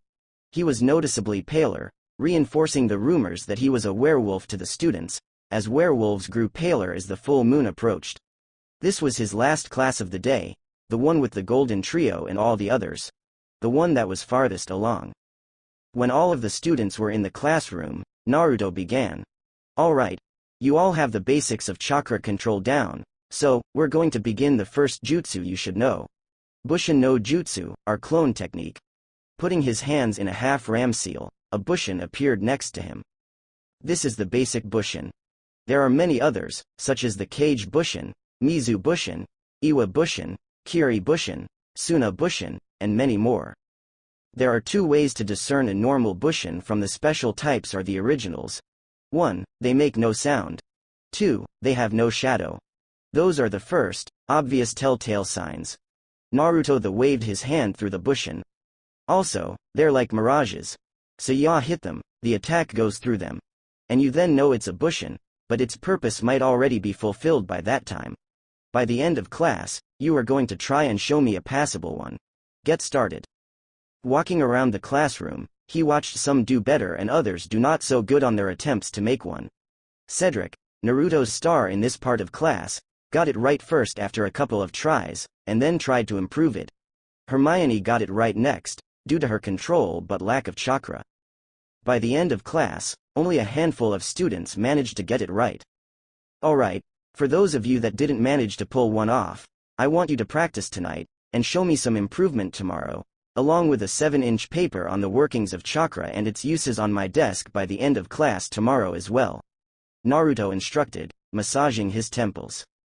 Night approached, the sun already setting, Naruto noted, as he grabbed a towel and the Wolfsbane potion before heading out to the Forbidden Forest. Water Naruto chugged down the potion after he laid his clothes down in a neat pile in the clearing he was in, leaving him wrapped in only a towel, making him watch as the moonlight crept silently from the other side of the clearing to where he was. The moon looked down on him, as he felt a stirring somewhere inside him, and then he felt the true meaning of the world pain. It's only for the first time, okay Naruto? Just hold on a little longer, you're almost done. Naruto felt like he was going to burst out of his skin any moment. He could feel his bones changing and moving, more coming in and others leaving, as fur grew on his arms, and his back hunched. Then, it just abruptly stopped, and Naruto felt like he was in his own body. He began walking forward, towards a pool of water in the clearing to take a better look at himself. He stood stock still at his reflection. Like what I look like. His fur was a sunlight yellow with a black stripe going down his back, with other stripes sprouting off it like a cage around his middle, but never meeting on his chest, as if they were ribs never touching. He had a small mane of fur, sprouting off the back of his head like yellow spikes, with black ones falling right next to his eyes, framing an obviously wolfish face, muzzle and all. Fierce, shocking blue eyes stared back at him. Naruto looked at his claws, seeing nails that looked as if they could cleave flesh from bone, and his muscle physique. He was buff. Well, cool, thought so, you know, I could so get used to this. Naruto only heard chuckling in his head. Looking around, Naruto saw everything in greater detail, even greater than his already enhanced senses while in his human form. Finding a big tree, Naruto pondered for a moment. Should I climb this? Go ahead, but it's not very dog-like. Wolf-like. And no one cares. The only witness is Mother. Mother? Werewolves come from the moon, and gain our life from it. She is our mother. Oh. Placing his claws on both sides of the tree, Naruto clenched into it, and hurled himself up. Dear God, he was strong. Naruto felt like he was flying as he slowed from the initial jump, but grabbed onto the tree once again and climbed. A good amount of the teachers stood at windows that faced the Forbidden Forest as they waited for the sound they were waiting to hear. Students, those that cared and those that didn't, were also crowded around windows facing the Forbidden Forest, waiting to see if the rumors were true. Dumbledore stood at the window in his office, fox on shoulder, as they waited to hear Naruto sing. Then, a figure emerged in the moonlight, with one arm hanging onto the top of one of the trees in the forest, the other dangling. Its feet were placed against the tree, propping it up as it stared at the moon. Then, the sound they all had been waiting for rang out in the silence of the night. Water Naruto stared at the full moon, watching it as it watched him. Then, he did what his kind were known for. He howled, long and hard. Bodies cloaked in black robes flickered out of the shadows in the manor, their masks aglow by the firelight in the room. It was the dead of night, and a raspy sound came from an ornate chair, turned to face the firelight with its back to the people. "Ah, my friends, if you are still worthy of calling you scum that, do you all know why I summoned you here this night?" The raspy voice said from the chair. Silence was his answer. "None know, not even you, Lucius. Crab. McNair. What do you think, Silas?" To assign missions? Correct. It would seem that at least some of my inner circle have brains, Lucius. Continue leaking false information to those fools in the ministry, McNair. Continue to negotiate with the giants, Wormtail. Feed Nagini, Silas. You and James will launch a raid. Show them the Death Eaters are still strong. Launch it on Hogwarts, but only make it a warning to Dumbledore. When things get hairy, get out. I need all my Death Eaters alive for the war, the voice said. Lucius, what is the word about the new teacher? Yes, my lord. The boy was bit by Greyback about 2 weeks ago, but it resulted in Greyback's death. By the ministry's standards, he's a dark wizard, but by his a grey. The boy is 19, killed, and has some kind of relationship with demons. He says that they're the equal of a less powerful, but only slightly, you. There's a group called Akatsuki that is apparently your equal, he says. Nothing is my equal, it said, anger lacing its words. Of course, my lord, Lucius said, bowing. There is also circulation of rumors that he is the Jinchuriki for one of them. Meaning Blondie? Asked James, staring boredly at the Malfoy. Meaning that he might contain one of the demons and control it, he snapped. The voice began breathing heavily again, causing it to become the center of attention. Lucius, get more info on him. When he proves that he would be an asset to us, approach him and invite him into my company, but if he proves a danger, eliminate him. Silas, James, remember that Crouch is moody under Polyjuice. I expect him alive next time I see him, James. Keep him in line, Silas. The voice rasped out again before the Death Eaters all left the room. A.N. Let's get something straight. James and Silas are comedy relief. They won't be turning into some Mondo influential OC or something. They're there for laughs. Temptations. Naruto groaned and clutched his head as he woke up in the clearing where he had transformed. Finding his clothes and putting them on, he began making his way through the forest, towards the castle. When he arrived, he pushed chakra into his feet, and walked up the side of the castle towards the headmaster's office. Good God, my head hurts, Naruto mumbled after arriving below the window. Kinda an after effect of the first transformation. Your brain is adapting to mine, meaning you'll kinda have 2 different minds, 4 consciences per se. My right and wrong and your right and wrong. Ah, okay. Remind me to hurt you next time I can. Naruto, can I help you? Said Dumbledore, staring down at Naruto with his head out of the window. Huh? Oh, headmaster. The Yule Ball is tonight, right? Asked Naruto, looking up at the old man. Yes, that's right. Okay, just confirming, he said, cutting off the chakra to his feet, falling 3 floors, before air flipping into his open office window. Okay. Now what do I do? I have about 8 hours until the Yule Ball begins, so what do I do until then? Naruto mumbled, looking around. I have no classes to teach today, Snape does, Tonks is on guard duty, so what does that leave me? Naruto began thinking. Torture the first years? Tempting. Freeze over the lake and go ice skating? More tempting. Hang Malfoy up by his underwear during the middle of the Yule Ball without getting noticed? That's in the Yule Ball, but remind me to do that, I'll forget. Ogle? Do I look like Jiraiya? Who? My pervert of a sensei. Check my memories later. Look up what might be in the lake in the library. I'll do that later. What about going to see what McGonagall picked as dress robes? That, we should do. We can't go in there looking like fools. I 100% agree. And thus, the blonde and his inner werewolf made their way to the transfiguration class, thinking that the elder lady had no class. Arriving at the deputy headmistress class, he walked in, but stood in the doorway, being quiet as McGonagall taught her lesson, but nodded in recognition when she looked at him. And then it's rather simple. Now, try to turn the snuff box into a bird. Who would like to try first? McGonagall asked as she looked around the room of third years, noticing very few hands. How about you, Professor? McGonagall asked, looking at Naruto with amusement shining in her eyes. Blinking dumbly, Naruto gathered himself, walking towards the front of the class towards the waiting teacher, who handed him a snuff box. Turn the snuff box into a bird, if you would, Professor, she said once again. Pulling out his wand, Naruto pointed it at the snuff box, before focusing on turning it into a bird. But instead, he got a red salamander. Crap, Naruto said as the salamander looked around the room, before looking up at Naruto. Blinking, he stuck out its tongue before jumping into one of Naruto's pockets, hiding from view.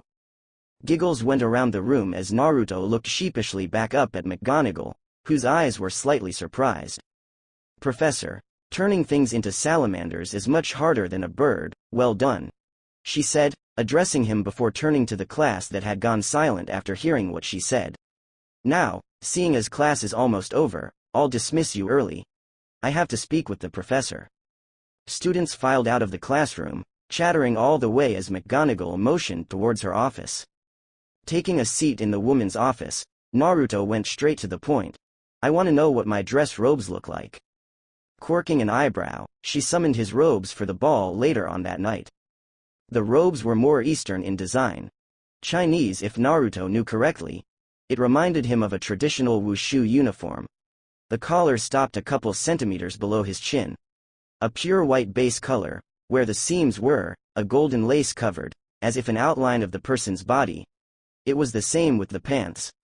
The cuffs were black and made the shape of small waves and had small, white spirals where buttons would be. Naruto nodded, before looking up at McGonagall, who was looking somewhat smug.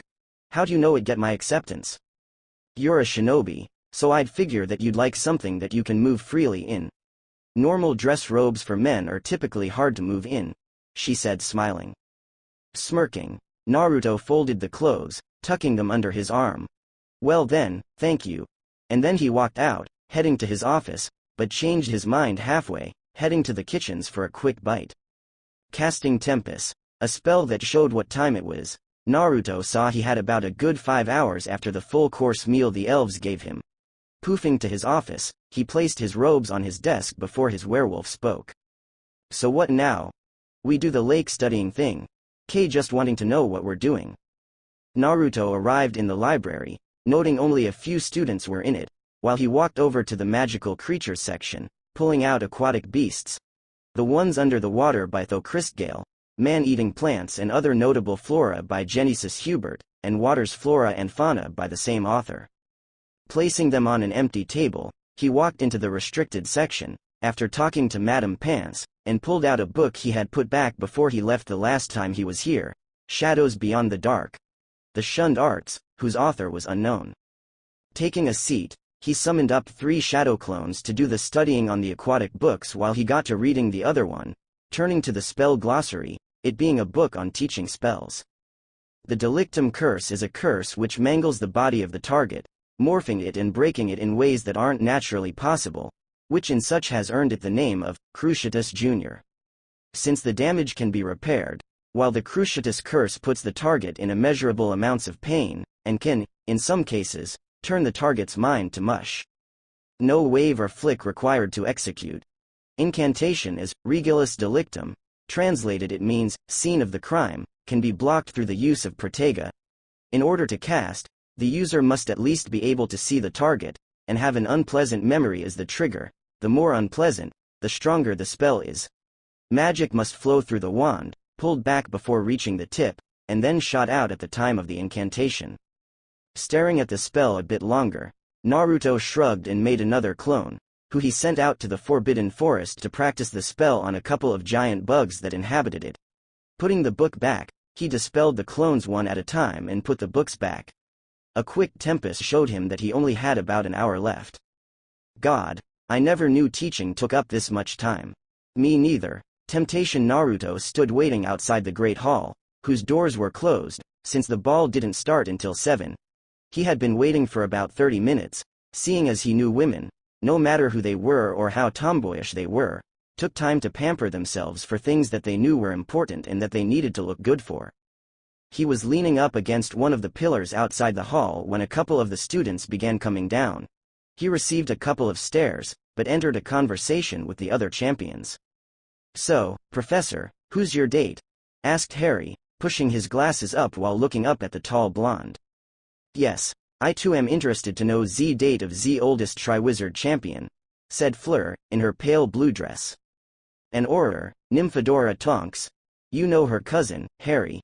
Her mother was a black. Naruto said, hinting at Sirius. Naruto knew all about Harry's past endeavors at Hogwarts, from year 1 to now. Black?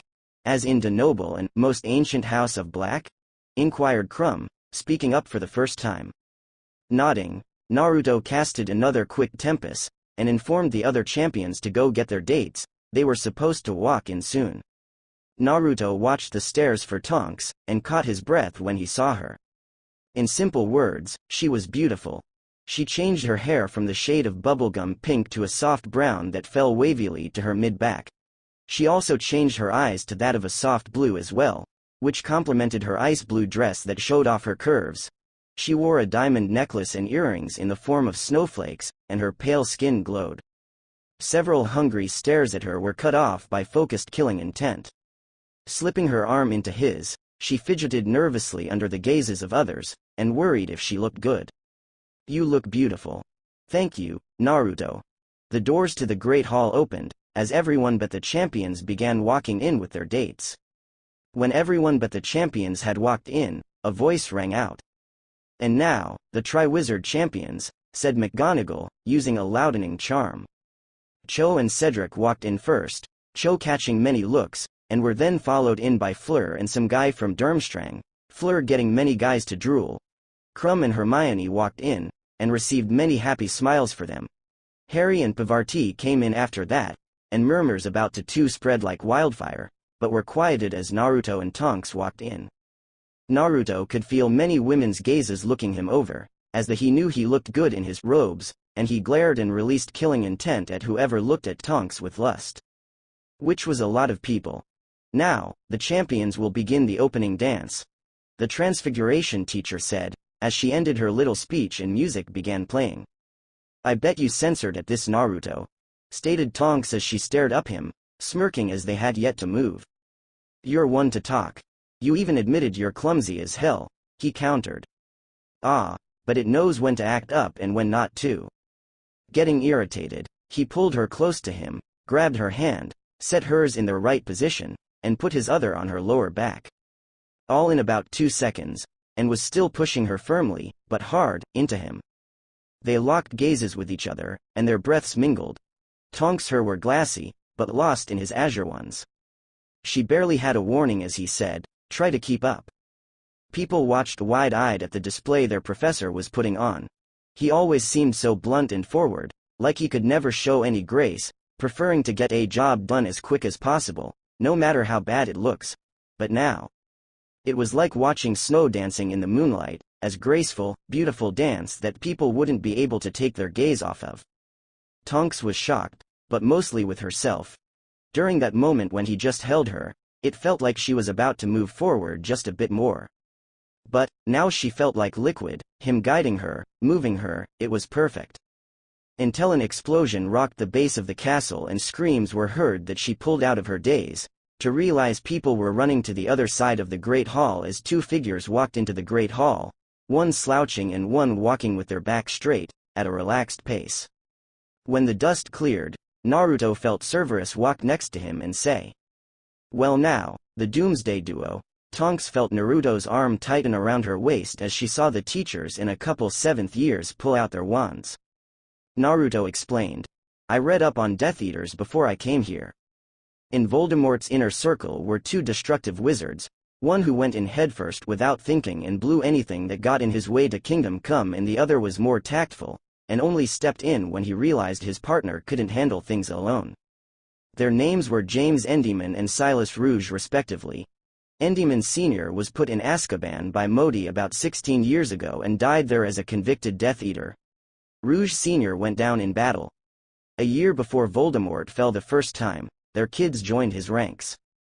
And these are their kids, almost carbon copy personalities as well, said Snape.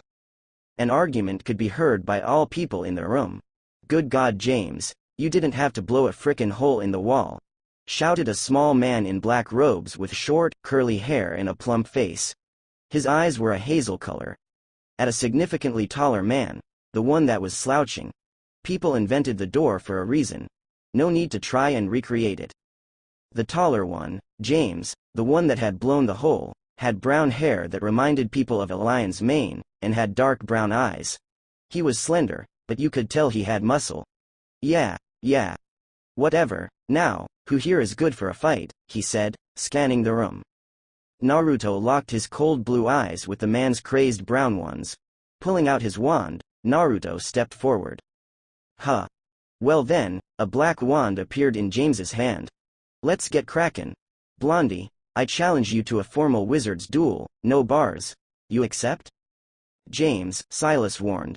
The rest of the people in the room stared wide-eyed between the two as Naruto nodded, and a line of blue magic created a ring around them. No one tried to stop it. Well now, you first, said James, bowing. Naruto did the same.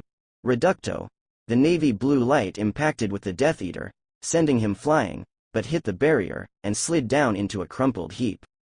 Smiles began spreading around the room, but those who had seen Endymion Sr. fight, knew this was far from over. By the look on Naruto's face, he knew that too. Bombarda Maxima, shouted James pointing his wand at Naruto, who deflected it right back. Shit. Protega. The spell dissipated upon hitting the shield, but broke under the force of Naruto's next spell. Reducto. Defindo. Stupefy. Reducto. Makaze. Defindo. Naruto shouted, flicking his wand at each spell incantation, generating a lot of smoke as the barrier diminished and James was buried under rock. That's it. I'm killing this censored Silas, James shouted as he pulled himself out of the heap. That's enough out of you, snapped Moody, who had his wand pointed at him. Silas's eyes widened as he saw James go rigid. He forgot all sense whenever he saw a picture of Moody. Okay, time to go, he said as he ran over to their side of the room, where he raised a barrier. Answering their unspoken question, he stated, "You do not want to be on the receiving end of one of his spells when he's like this. Being American, we have the tendency to kinda overpowering things sometimes." He turned his attention back to James and Moody. "I'm gonna kill you, Moody," James shouted as he began flinging hexes and curses as the ex-Auror, who either bounced them back or countered with his own. Then, Naruto blinked, realizing he had been forgotten, and watched the fight, deciding to step in when needed. Then, people saw a mushroom cloud. A very big mushroom cloud. Along with mad cackling as James flew out of the cloud and hit the wall, sliding down the wall, pointing and laughing all the way. "Take that, Moody. That's what you get for doing my father in. That fool just got us doing low-level missions now," thought Silas as he went over to James and levitated him out of the hole, before using a portkey to narrowly avoid being nailed by a kunai. "Well, that was random," said a gruff voice, followed by a cough. "Damn kid used some kinda supercharged bombarda with Makaze attached." Moody coughed again. "We all could see that, Alistair. Now, if the prefects would please escort their peers to their houses, and alert the heads of house to fortify the entrances. Cerberus, could you begin brewing calming draughts for the students that need it? Minerva, after fortifying the Gryffindor entrance, send an owl to the ministry saying that the Rouge and Endymion heirs are Death Eaters. They may already know, but they might not. Naruto, could you help me fix this hole?" "Yeah, sure. Tonks," Naruto said as he turned around. "Head to my office, and on my desk is a 3-pronged knife. Take it, and keep it on you at all times. Promise me you'll do this?" "Promise." Temptation. After the incident with the Yule Ball, everyone was more on edge. Parents even threatened to pull their children out of Hogwarts. But now, it was the day of the second task, and people were cheering on the stands. Fred and George were taking bets, and people were heading to the floating barges. After everyone had arrived, Dumbledore commenced with the opening announcements, and one by one, the champions entered the water, the last being Naruto, as they were doing it in alphabetical order. When Naruto began circulating chakra through his lungs to make the air he had in them last longer, he opened his eyes in his goggles to find himself surrounded by merpeople holding tridents about 2 centimeters from his face, neck, back, stomach, head, shoulder, and worst of all, his groin. What was worse is that they looked pissed. The crowd watched the lake in silence from the barges. Naruto had just gone in and the ripples from his dive had disappeared. Of course, that silence was broken by a splash when a body was chucked out of the lake, landing on one of the barges, Bagman's to be precise. "It's a merman," said the big man. And no later than right after he said that did 9 other mermen come flying out of the water, making a fish-human dog pile in front of the man. Murmurs began going around as Dumbledore approached Dogpile, only for a student to point at a figure and shout, "It's the professor." Quickly levitating the unconscious merpeople back into the lake, Dumbledore looked over at Naruto, who seemed to be pulling himself up on the lake, as if it was solid. "What the hell?" shouted Dumbledore, his jaw slightly slacked. He knew a lot of spells, and none could make that happen. He was standing at full height now, on top of the water's surface, and looked lost in thought. "I am not going back in there. I'd stop you if you were going to." "Good. So, what now?" "What do you mean? How are we going to get the, important thing if I won't go underwater?" You go nothing too." "Ooh, I know. Why not use that one thing you've been working on, fling all the water into the air?" "What technique?" "Wait, that technique. I haven't even gotten most of the basic concepts down yet." "Who gives a damn?" Naruto could hear the werewolf cackling crazily in his mind. "Try it anyways. See how much Lady Luck likes ya." "You've lost your mind. It was never here in the first place, my fine friend." Naruto was worried anyways. He had tried executing the move, but had gotten severe injuries while doing it. At best, he'd have chakra exhaustion and would be bleeding badly. At worst, he'd tear his own body apart. In theory, of course. And he was damn good at theory. "I'll have to do this carefully," Naruto mumbled as he formed the full rat seal. The spectators wondered what the blonde-haired man was doing when he bent his knees slightly and formed some seal, and then, they saw blue whips of energy gathering around him, creating ripples in the water from where he was. Then, it all disappeared, only to come back twice as strong with Naruto yelling a battle cry.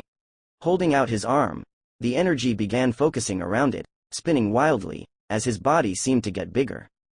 Focus the chakra into a more violent Rasengan, while letting the wind swirl inside the chakra pathways, Naruto thought, and then, blades began sprouting off the sphere at a slow rate, kicking up more wind, making his hair thrash wildly and water churn. Turn the Rasengan into a more violent Rasen Shuriken, and then sprout blades off the ones already out. Roughly 2 minutes later, Naruto opened his eyes, which he closed to keep the water out of them, and smirked as he saw the fruit of his efforts. A giant, spinning, mass of blades that was sitting on his palm, all made out of chakra. Looking over slightly at the barges, he saw a lot of flabbergasted expressions on their faces, especially from those who were in his class and had seen the effects of the incomplete Rasengan. Focusing harder on the spiraling mass, he jumped into the hair, flipped, and grabbed his wrist, pointing the mass at the lake. He began falling quickly, and just before he hit the lake, he whispered, looking into the depths, "Futon. Makotoba no Aketai Agari Yeba, wind style. Word of God in the form of spinning blades." Everyone watched in silence as the thing broke the surface of the water, and everything went calm, only for the water to begin flying out of the lake and begin to form a sphere in the air. Release the outer layer of chakra, and reroute it to focus everything above in a sphere. God, I hate multitasking. Steadily, the lake grew smaller and smaller, and the sphere grew bigger and bigger. Awe overtook the audience, as they stared up at the huge ball of water. The lake had been completely drained, everyone realized. After there is nothing to hurl anymore, reroute all the chakra from Makotoba to holding the sphere in the air. Then, prepare for pain, Naruto thought as the wind holding the sphere blew with the strength of a hurricane. The barges began creaking at the force the wind was blowing it, as people began clinging to their belongings, trying to keep them from flying away. Naruto, however, took in the shape and muddiness of the lake, along with the ruins at the bottom of it. Then, he noticed 5 unmoving people at the bottom of the empty lake, and Naruto mumbled, as he noticed they were people, Dumbledore, if even so much as one of them has breathing problems or a fear of water after this, so help me. He was ignorant to the confused eyes of the other champions who were in the sphere as they looked down at him. Walking over towards them slowly, as not to lose concentration over the wind that held the water up, he saw the sleeping forms of Ron Weasley, Hermione Granger, some blonde girl, Cho Chang, and what in God's holy name is the TEME doing here? Naruto shouted, pointing his finger at the dark-haired, sleeping, shinobi. Ha! Bet you weren't expecting that. Isn't he that one emo? Yeah, but he's supposed to be in Konoha. After removing the seal, he's supposed to have 3 years rest, it's only been 2.5. Ever think they have someone watching him here? In case something happens to him? Shut up. There are 5 of them, 1 for each of us. I saw Cho with Cedric, and the egg said something precious, so they must mean people. Cho is Cedric's, Weasley is Potter's, Hermione is Crumb's, I think, and that leaves Sasuke with me since no one else knows him in the copy of Fleur to her. That was easy to figure out. And people called you dumb. The Anbu forces change people. Grabbing Sasuke, Naruto began making his way over the barges, where the people were still silent, and put Sasuke on the barge, before slowly draining the wind of chakra, letting the things with the most mass begin raining down that were in the sphere. Great. Now it's raining fish people, Naruto said as the growing pain in his arm from trying to not let all the chakra leave at once increased. Then, he heard a weird moan, then multiple grunts of pain from the merpeople as the giant squid fell out of the sphere and landed on them. Ooh, that's gotta hurt, Naruto said as he watched the blubbery mass jiggle. But then, he heard the distant cry of Hake Kushu, 8 Division's air palm, with Naruto draining his wind of its chakra. When the Hake Kushu hit it, it caved. Naruto began screaming as his chakra pathways began desperately trying to slow the flow of chakra that was rushing into them, as water began falling at an alarming rate. Naruto, if that water hits them at that force, they'll die. You gonna do something now? Kinda in immense pain right now. Naruto yelled back in his head, but pointed his left palm towards the hostages anyway. Dumbledore watched Naruto scream, and pulled out his wand, as he too realized what would happen if the water hit the hostages. Hesitating, he watched as Naruto yelled out in pain, Futen, Razin Dangan, and a spiraling sphere shot out of his hand and into the water above the hostages, causing it to spin wildly in the air, and let it fall less harmfully. But that didn't stop it from falling on him. Shrieks and gasps went around the barges and cameras went off as the blonde screams were silenced. The lake refilled quickly after that, and the other champions, knowing where the hostages were, immediately went for them. I'm going back. Harry, help me, Cedric yelled out. To get the professor? Yeah. The Gryffindor replied as he jumped back in the water about to go under with Cedric again, only for them both to pause as a red spot developed on the lake. Be blood? Harry asked. No, I don't think so, it's not moving outwards so it can't be. Meanwhile, beneath the water, once azure eyes flew open, revealing crimson pools. I'm tired of this, I stand aside no longer. Ah, you must be the Kyuubi, I was wondering why you didn't say anything. And that must make you the Fleabag that's part of his soul now, am I right? The brat is a genius when it comes to seals, that answer your question? Good enough. Now, if you're trying to take over his mind, I'm afraid I can't let that happen. I'm making sure we survive and get out of here. The seal's self-preservation mechanism allows me control of his body until we are out of danger. I can do nothing else unless he wishes it. Glad to see y'all learned your lesson, damn Kitsune. Brat. The spot grew larger and larger, redder and redder, and the water began raging as a red claw shot out of the water, and began pulling itself up, revealing a transparent, red fox whose fur seemed, boiling. Is that a fox? Harry said, squinting his eyes. That's not a fox, Ron said. That's the professor, finished Hermione. When she said that, anyone that had read the articles and understood them even a little began drawing their wands, not caring if they hurt the professor, believing only that the fox had taken control. Calm down. Damn it, came a tired voice from the champion's barge. Standing up, the medics immediately began trying to make Sasuke sit down again. Shrugging them off, he stepped onto the water as a pale-eyed man stood behind him, watching him in case anything happened. Doby, calm down. Turn off the seal. A dark laughter rang out through the area as the fox began looking up, meeting the tired gaze of his dark-haired friend, the one that understood Naruto's source of healing long before the others and accepted him for that, and the cold gaze of the other. Your little Doby isn't here right now, Uchiha. Resting from the pain the Hyuga put him in, Kyuubi said, crouching, as another figure blurred into existence. Ah, Jiraiya. I kept the brat safe, just like you, and he made me come to offer me thanks? The elderly Sannin stared at the crimson pools. Kyuubi, give my pupil back his body. It's his, not yours. Jiraiya said before slamming a seal on the Kyuubi crazed Naruto's forehead, forcing the red chakra to recede back into the seal. Silence overcame the crowd, only to be broken by Dumbledore. I'm too old for this kind of shit. Same.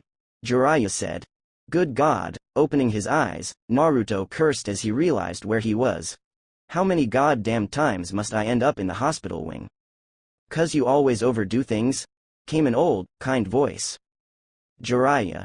Jiraiya. Naruto shouted, hugging the smirking Sannin who sat in a chair next to his bed. I thought you were tracking the Akatsuki? They've gone quiet again. Naruto frowned. But I have some leads, not sure where they lead though. He finished, noticing the frown lessen. So, what happened?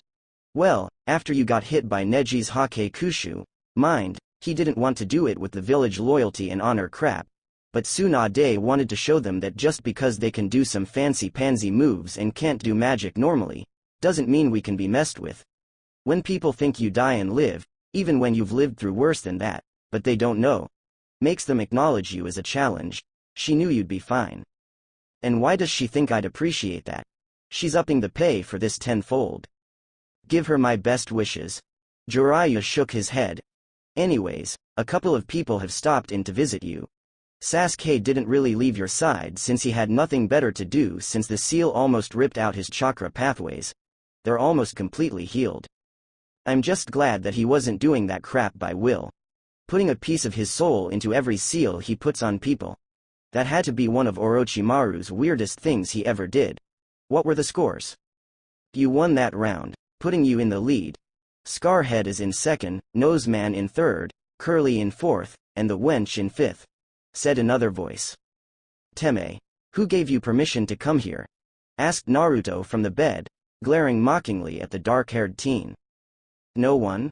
Naruto glared. Fine, Hokage-sama did after the old guy with the beard showed up and explained the second task.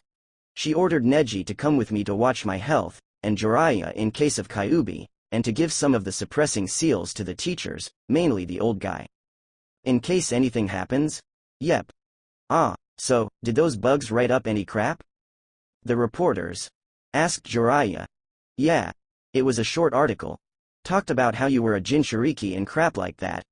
Dumbledore hushed most of it up though. Nothing too serious. What was the worst they said?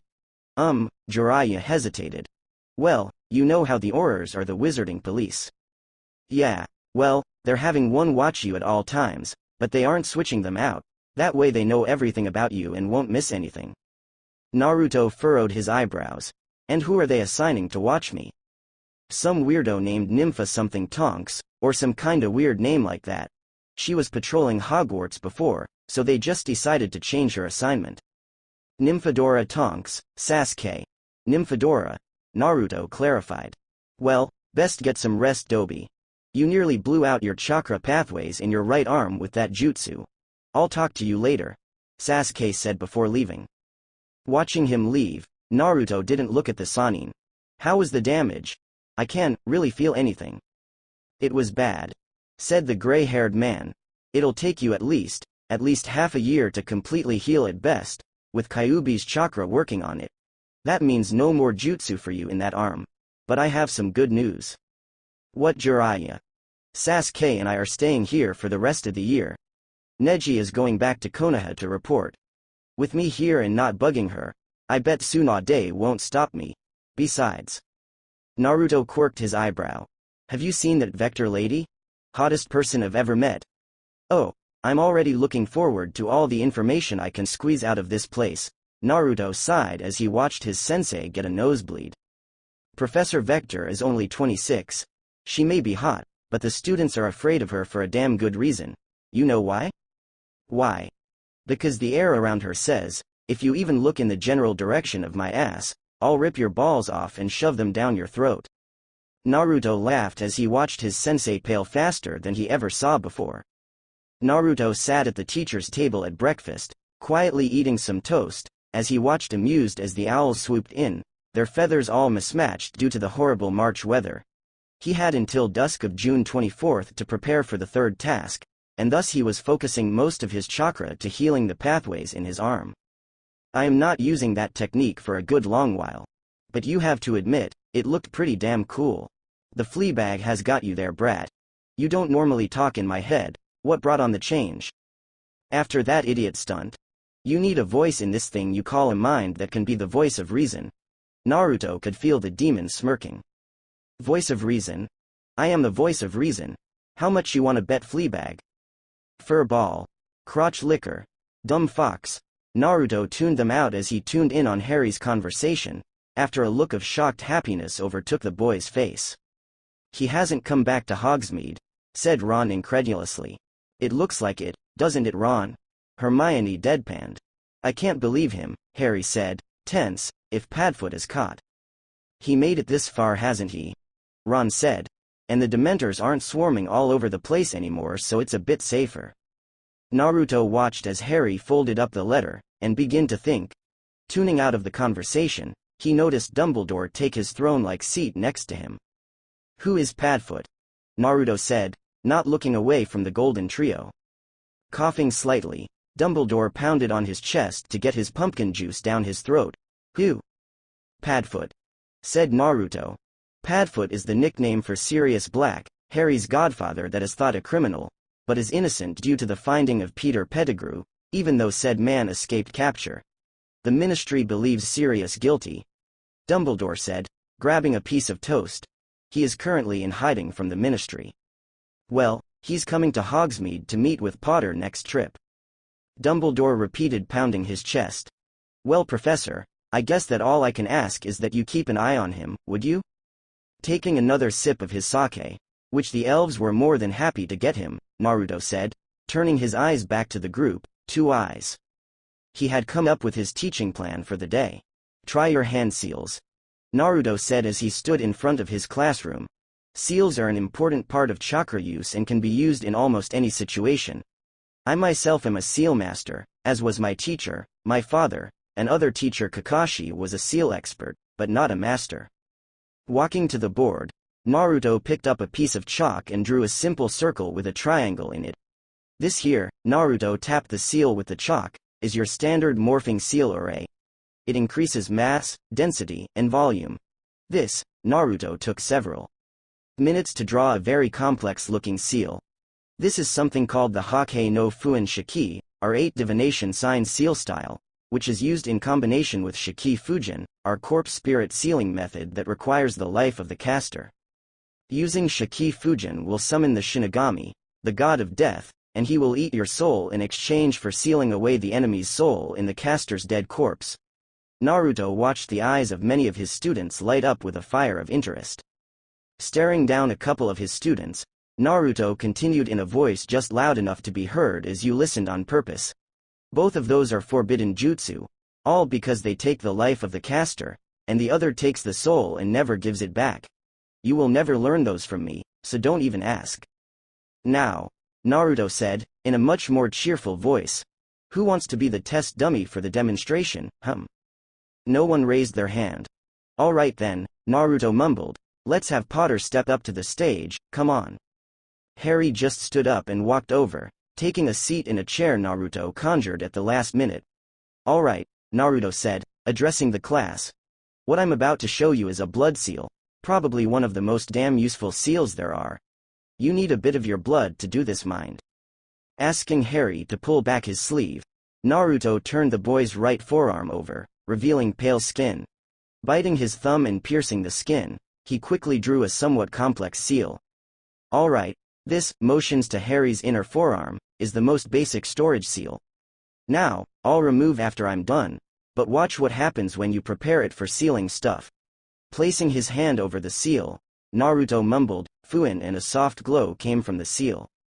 About 2 minutes later, Naruto scribbled some on Harry's arm, and both seals, the storage and the one he just did, disappeared.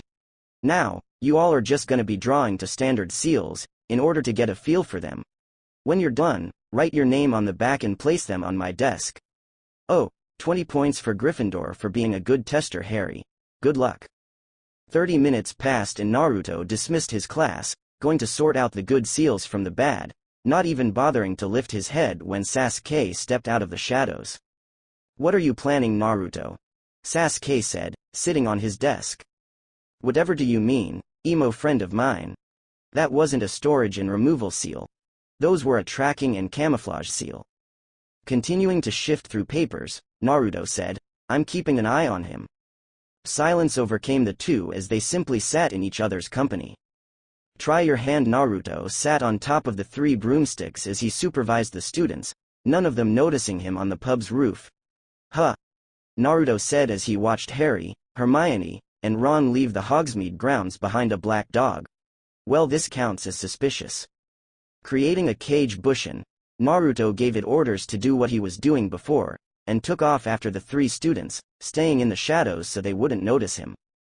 "Naruto," came a feminine voice from behind him. Looking over his shoulder, Naruto raised his eyebrows as Tonks came out from around the corner, talking to one of the 7th years. "Yeah, him. Didn't you know he was a werewolf, or Tonks?" "Yes, I knew before I went to the Yule Ball with him." "Why?" "I mean, he's a half-breed," said the student. Now, Naruto was torn. Should he follow Harry and see what his group was up to, or stay and listen? Bah! The seal would alert him if Harry was in any trouble. And, who cares? "I don't care if he's a werewolf, he's still an amazing person," Tonks said, as the 2 women took a seat on one of the benches spread out throughout Hogsmeade. "He's lived a much harder life than people expect. He's just so bright and bouncy. So full of life." Tonks gained a faraway look in her eyes. "But he's still a werewolf, and he has a demon inside him. Didn't you watch the second task? Didn't you hear the demon? He said that a seal that Naruto and that white-haired man put on his body makes the demon take over when Naruto is in danger that he can't handle. The pain that his technique did made him pass out, then his body nearly got crushed by the force of the water. He could have drowned, but the demon protected him. He is the demon or Tonks, he is not the demon." Tonks was standing now, and luckily the streets were nearly empty. "Did you know that long before he even came here, people he trusted with his life betrayed him on such a level that he locked himself away from society, and kept on take missions that could claim his life left and right? He's nearly died so many times that he can't count them all." The Metamorphagus was glaring down at the student who was seeming to shrink back. "Don't you say you know him before you know what he's been through." The female student took off running then, up towards the castle, as Tonks began calming herself. "Thank you, Nymphadora," said Naruto as he stood behind her, his arms clasped behind his back. Back going rigid, Tonks slowly turned around to meet the eyes of one Uzumaki Naruto. He stood, towering above her, by about a head she noticed. He seemed so intimidating after what she saw at the task. Blushing slightly at how close she realized they were, no more than a step, she said, "Don't call me Nymphadora, I hate that name." Smirking and quirking an eyebrow, Naruto said, "Why?" "I don't know," Tonks scowled. "I just don't like it. I'm named after a food topping. And I like your name. Anyways, thank you for standing up for me, that really means a lot to me," Naruto said, suddenly pulling her into a hug. And before she could respond, which took about 30 seconds, put her back where she was. "Care for a drink?" Blinking, she smiled, before slipping her arm into his. "Why, I'd love to." "Try your hand." Naruto sat in the great hall at breakfast as he usually did, his eyes flickering from student, before resting on Hermione and all the owls in front of her. Quirking an eyebrow, his danger senses went off as she reached for a letter. Faster than the eye could see, he grabbed her wrist, eliciting a gasp from her and making Ron fall out of his seat, since he saw the professor appear out of nowhere. "I wouldn't open that if I were you," Naruto said as he grabbed the letter from her, and opened it himself. Yellowish-green liquid spurted out of it and landed on his hands, which then began to erupt into boils, large and yellow ones to be precise. "Undiluted bubo-tuber pus," said Ron, taking the letter gingerly and smelling it. "Professor," Harry started, "how did you know something was going to happen if Hermione opened that letter?" "I'm a shinobi, Harry. And when you're one for as long as I've been, you sort of create a danger sense," Naruto answered as he pulled out a kunai and scraped off the boils, eliciting more gasps as his hands quickly became covered in blood. "There we go, no more boils," he stated as he grabbed a napkin to wipe away the blood. "Hermione, if you get any more hate mail, just burn them. And if you get a bad vibe about one, let me know. I'll deal with it." The students became confused when they only saw unmarked skin. The blonde professor began chuckling as he began walking away from the group, with Tonks finishing up her breakfast and following after him. The two made it into the hallway, before Naruto began a friendly conversation with the Auror. "So, why did they make you follow me?" "Well," Tonks started, "people saw me and you with each other at the Yule Ball, so I thought I was already close to you, and thus, the more info a person has, the better for a mission they are. That's why they chose me." I see. So, this has been bugging me for a while. Why did you defend me so fiercely against that student?" Tonks ducked her head in order to hide a blush, as he found her feat of sudden interest. Well, she heard chuckling come from the blonde-haired man. "What's so funny?" "You're acting like this on girl that used to like me. She always blushed and stuttered around me," Naruto trailed off. "She turned her back on me along with everyone else when the secret came out. Anyways, you're acting as though you like me." He noticed her blush deepen. Pushing it, he wrapped his arm around her waist and pulled her against his chest, and then whispered, "Do you like me?" Tonks' eyes were wide as she stared at his chest, being pulled up against it. Her palms were pressed against his chest, and she noticed the muscles ripple beneath his skin. Her blush began taking over most of her face. She then found herself out of his firm hold and standing in the hallway, with him laughing softly. "Well, if that's your reaction, I'd take that as a yes. Whatever. Just be down at the Quidditch pitch at 8:30. Bagman is going to explain the third task to the champions then," Tonks said, hiding the smile on her lips at the little transaction they just had. He chuckled again. "Try your hand what?" "Well, out with it," shouted Lucius. "I kinda went crazy when I saw Crouch as Moody, try to blow him up with Indestructus Ardor, untouched flame." "Crucio!" shouted a raspy voice as a red light hit James, Silas shaking his head in his hand. No scream was squeezed out, as James stood stock still, his hands quivering. Still resistant to pain after all this years still. I can say I'm quite surprised. Silas. Why didn't you try to control him?" "Well, you know how he is, my lord. James can take things out in a split second, I draw things out. My shields and control spells aren't strong enough to calm him," Silas said, choosing his words carefully. Silence came between the group of Death Eaters as the raspy voice said, "You are not lying. Very well, I have a new mission for the two of you. You are to collect these items, as they are prior to my renewal. Bring them back post-haste, and from the original sources." Wormtail handed Silas a list of items. "Do not return until you have all the items." "Yes, my lord." "Dumbass, come on," Silas said, motioning for James to follow him. When the two arrived outside the hideout, Silas looked at the first item. "James, you know how the Dark Lord said to get each item from the original source, right?" "Yeah. So which came first, the chicken or the egg?" "Try your hand." Naruto sat on top of one of stands around the Quidditch field, overlooking the overgrown hedges. It was around 8, he figured, as he took another swig from the sake bottle in his hand. He spent most of his time in the morning walking around with Tonks. They were joined by Sasuke soon after that. The two made very funny arguments. Around lunch, Naruto had to bail out Jiraiya from his peeking on Professor Sinistra, the astronomy teacher, a rather censored witch around her mid-20s. Poor guy nearly got his balls blasted off. After his last class, Naruto went down to the dungeons to ask Snape for instructions on how to brew certain potions, ones that would help him in the third task, no matter what it was. Then, at 7, during dinner, Naruto began working on something he knew he would enjoy. Kanji. And sealing. What did that give him? A void in a sealing tag that held little pieces of hell in it. Some of the spells in a few were compliments of a couple of the teachers, such as Snape and Flitwick. He fondly wrote on the back of a pure fire one, "Burn in hell you sorry bastard." And one that was filled with crap that would simply kill you, "My friend, the shit has hit the fan." Yep, he loved those things. Naruto watched as one of the hedges changed again, and decided he'd go get to the meeting with Bagman a little early, if only to show he was punctual. After all, it was now time to meet him. Jumping down from the stands, Naruto began free falling, did a front flip, and landed right in front of Bagman, standing up from the crouching position that he landed in.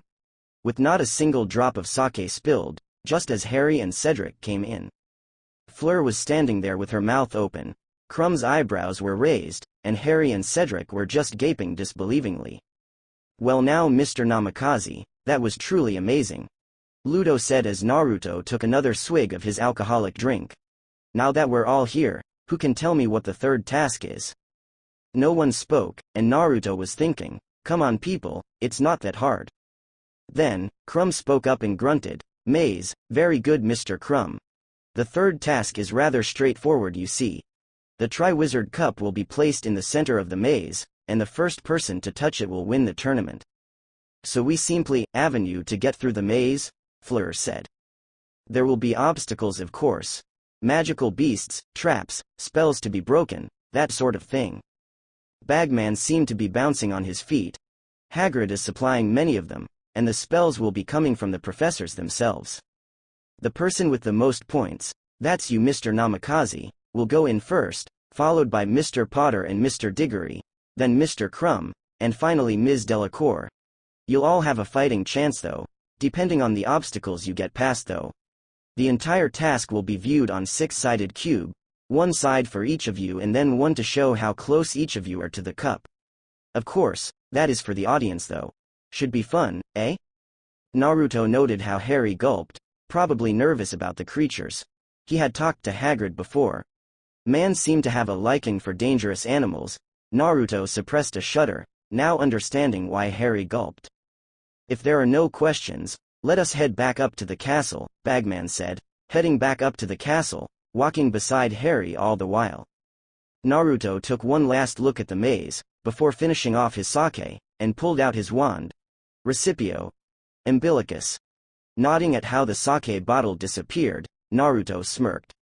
The center charm was a rather useless thing, placing the object of which it was cast in the middle of the place the caster was thinking of. The Recipio charm was one of Naruto's favorites.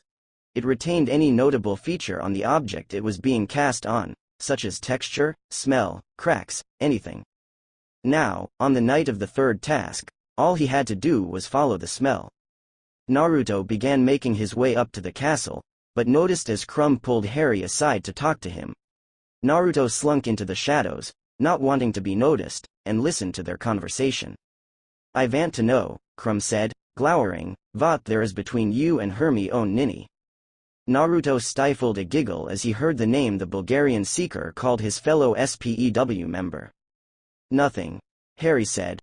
Crumb stood at full height, and Harry elaborated. "We're friends. She's not my girlfriend and she never has been. It's just that Skeeter woman making things up."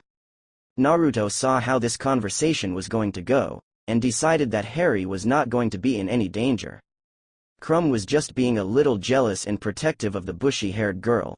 Slinking out of the shadows after he had gotten back on the path to Hogwarts, he continued up on his way, using Shushin to get to the doors, then to say goodnight to Tonks, then to his office, where he noticed Sasuke and Jiraiya already asleep in the 2 beds he had brought up, the latter with an Icha book on his chest and snoring. "Try your hand alright, you guys are doing fairly well so far on seals. Now, today, we're going to see how fast and how you react, and how you use them under pressure," Naruto said, grinning menacingly at the group of students. "I've called up the help of one of my friends, Sasuke. who has recently been introduced to the world of magic, and my old sensei Jiraiya to help me out with this little lesson. They, along with me, are going to be throwing spells and minor jutsu at you. You either react with the morphing seal or bushin. You can use anything in the classroom as long as you know it won't get permanently broken. You can't use spells though, but you can use the seals and bushin to try and strike us. Begin. Naruto shouted as Sasuke and Jiraiya stepped out of the shadows and began flinging spells, since Sasuke could use those since it didn't strain his chakra coils, and jutsu from Jiraiya. Cedric and the people at his group immediately flipped their table, using it as a shield from the spells and ninjutsu, and went to work drawing the seals. Harry's little group did the same, but didn't get to work. Ron ducked under a spell as he threw himself next to Harry and Hermione from the table next to them. That man's bloody mental, he said as he took out a pencil and began drawing on the floor. But you have to admit, Hermione said, raising up a BT of the floor as a shield to cover more space, he's brilliant when it comes to hands-on teaching, just like Professor Moody. Both of them are mental. Ron raised up a bit of the floor, blocking a spell that would have hit Dean. One casts the unforgivables on students and the other turns his classroom into a war zone.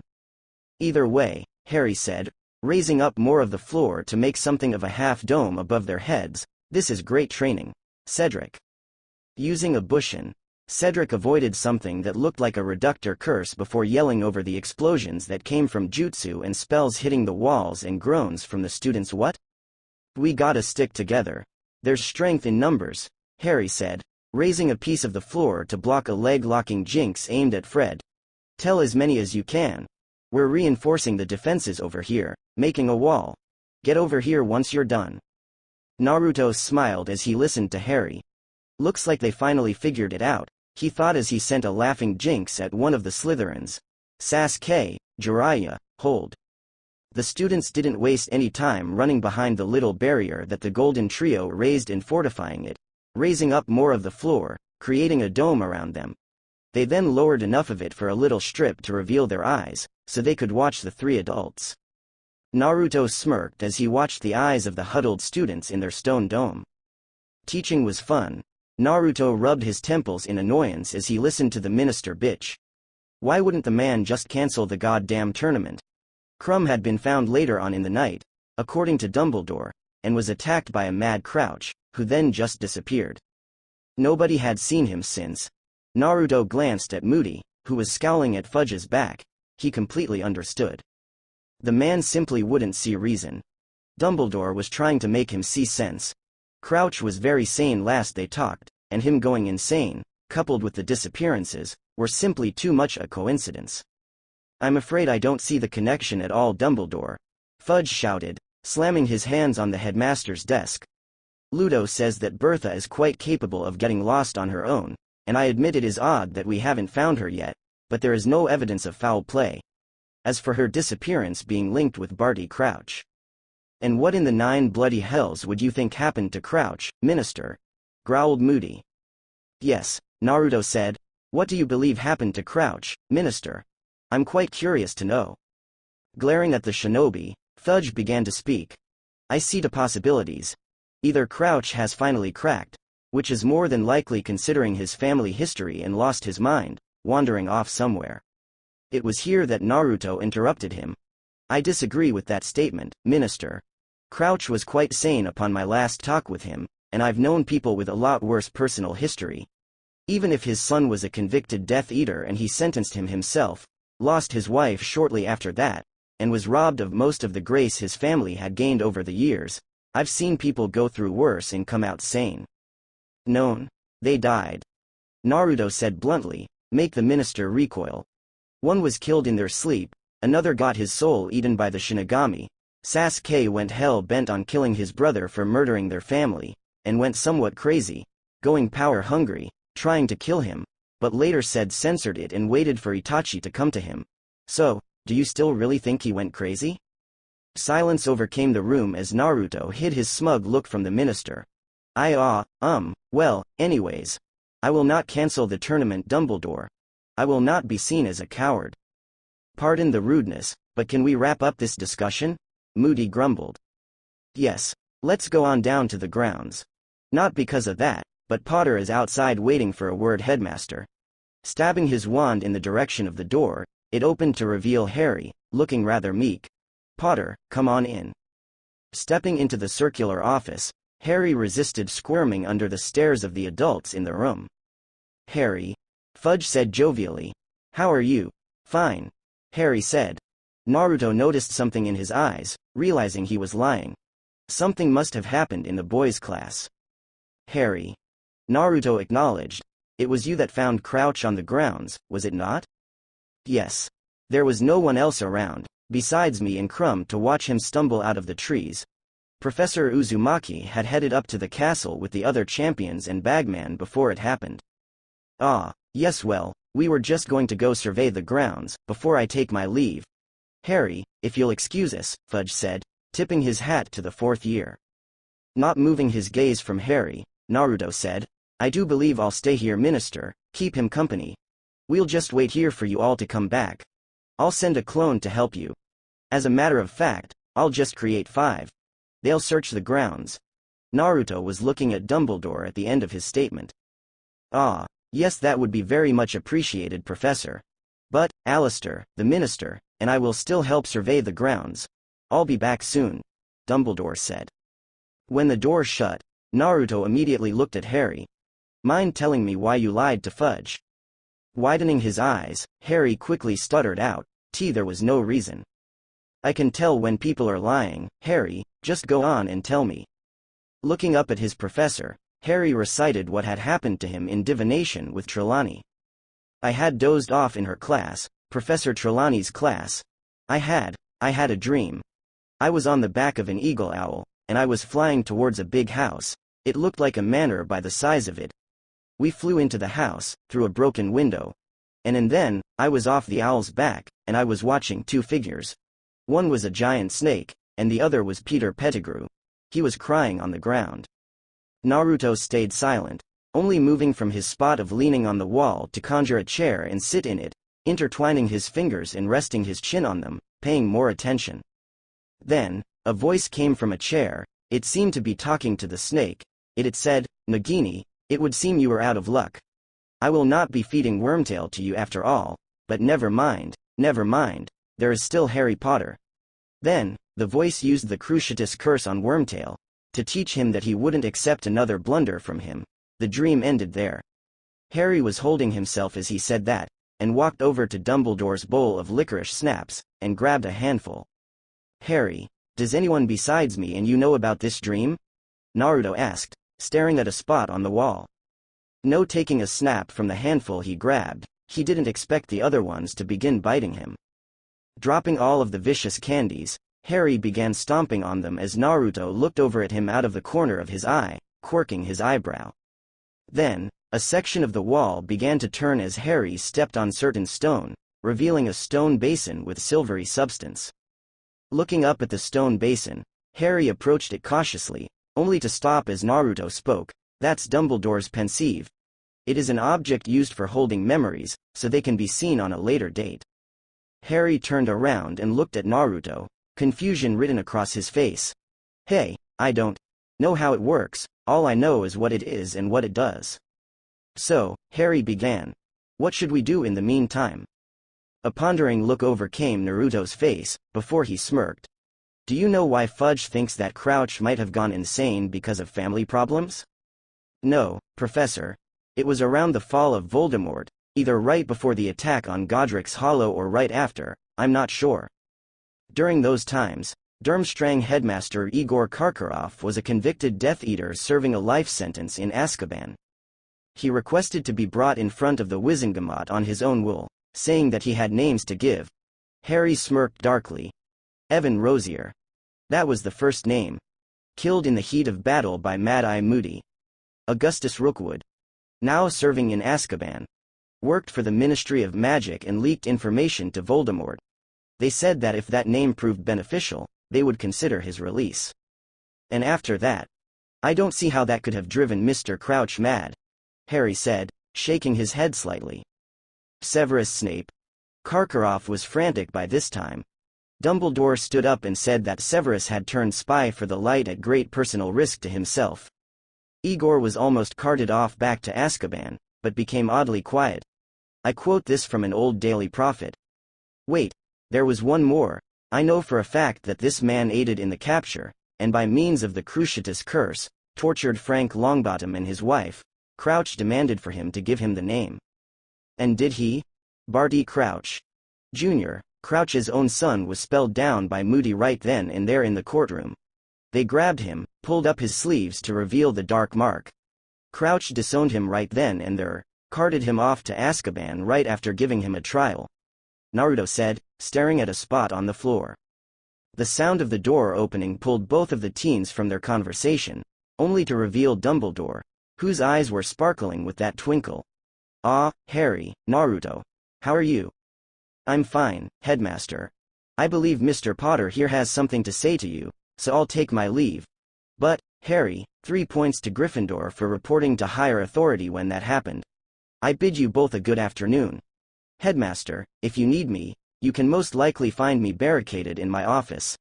"I feel like doing something destructive," Naruto said, grinning like the fox that was inside him before poofing away. Rage. It was days before the third task and tensions were high. Naruto had once again cancelled all his classes so that he could train for the third task with Sasuke and Jiraiya, while doing his own little thing in between. Currently, it was a week after the little talk with Harry, and Naruto was still unable to use most of his jutsu arsenal in his right arm. But that didn't stop him from using his left. It was dark inside his office, as he fell to his knees and began panting, smoke rising from his body. His blonde bangs covered his eyes as 6 smirks stretched across 6 faces. Sasuke, Jiraiya, Naruto, Kyuubi, the werewolf, and Tonks. "You finally got it right," Sasuke said as he helped Naruto up. "You finally mastered it. But still it hurts like a bitch, most things dealing with fire do." Rage. Tsunade found herself staring once again at a letter from the oddball that was Hogwarts headmaster. This time, the letter read. To Senju Tsunade, I am most pleased to inform you that Naruto has made it to the third and final task of the Triwizard Tournament. For this task, he and the other 4 champions must make their way through a maze filled with all sorts of things to get the Triwizard Cup. It is going to be viewed on a 6-sided cube, one side for each champion and on for how close they are to the cup, so people will be able to watch. Enclosed, I have put in a portkey that will take you to my office. Bring whomever you may and however many. They'll all be welcomed. When everyone you want to come has placed their hand on the portkey, simply say Portus. All due respects, Albus Percival Wulfric Brian Dumbledore. Still can't believe he has such a long name, Tsunade mumbled under her breath as she read the letter. Running through a list of names through her head, such called out Shizune. Shizune. Call the Konoha 12.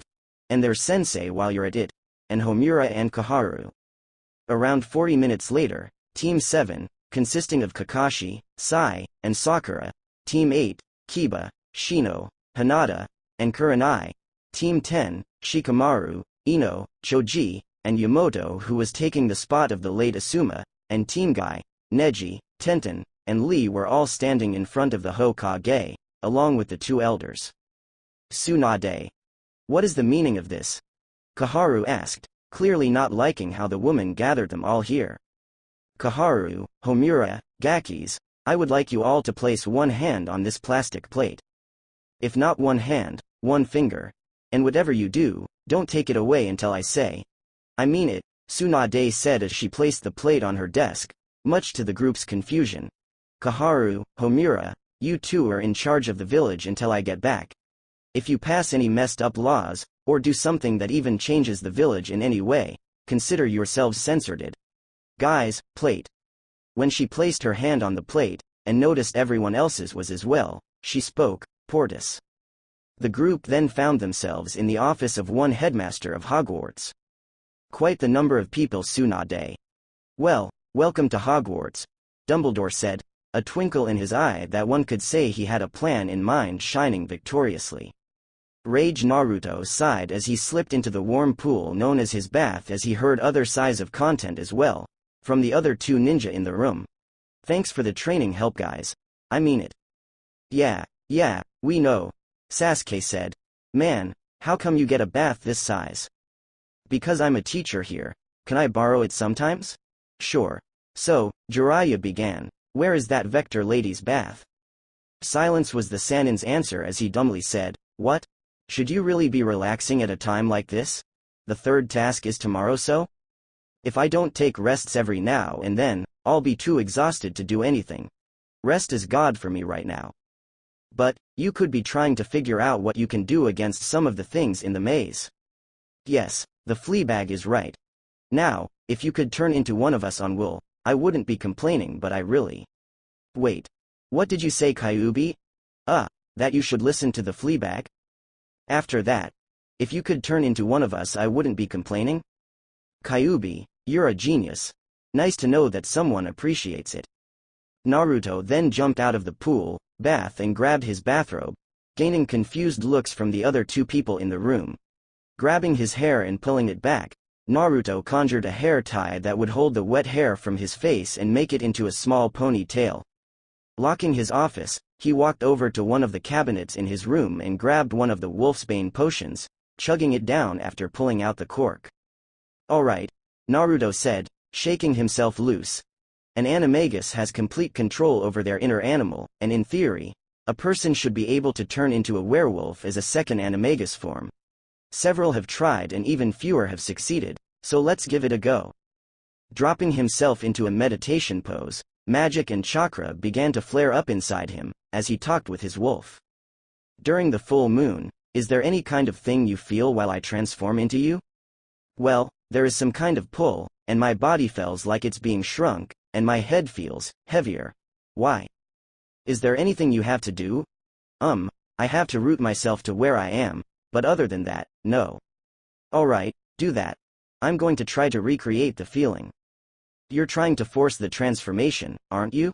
Is it that obvious? It's hard, is it really? Naruto received no answer, only a pain that nearly redefined his meaning of the word. He could feel his muscles resisting to be changed by the magic, his joints morphing, the whole works. I got ya, brat. Suddenly, the pain eased, and his joints were falling into place, his muscles inflating to become the werewolves, and his bone structure changing. Opening his eyes, Naruto looked down at his hands, a smirked in his head. He had done it, he forced the transformation, but how to turn back was the problem now. Rage Naruto walked through the teacher's entrance into the Great Hall, taking up his seat near Dumbledore. It was dinner time, and the third task was in 2 days. He nodded to Sasuke, who was engaged in a conversation with Flitwick, and pointed out Jiraiya peeping to Professor Vector, who then promptly stalked up to the Ravenclaw Tower. Good evening, Headmaster. Good evening, Naruto. Are you ready for the third task? Grabbing a piece of chicken, Naruto took a bit out of it. I believe so, but I'm going to be researching on some spells tonight just to make sure I'm ready. I've learned there are many surprises in this world. I completely understand. By the way, I took the liberty of inviting Tsunade for the third task. I figured you might like to see her again. I told her to bring as many people as she liked. In fact, they should be waiting outside right now. Dumbledore did a quick scan of the hall, noting everyone was here. Standing up, he dinged his glass, gaining the attention of the entire hall. Good evening to all of you. As you all know, the third task is in 2 days' time. And thus, family and friends of the champions have been coming to Hogwarts, to watch their desired champion.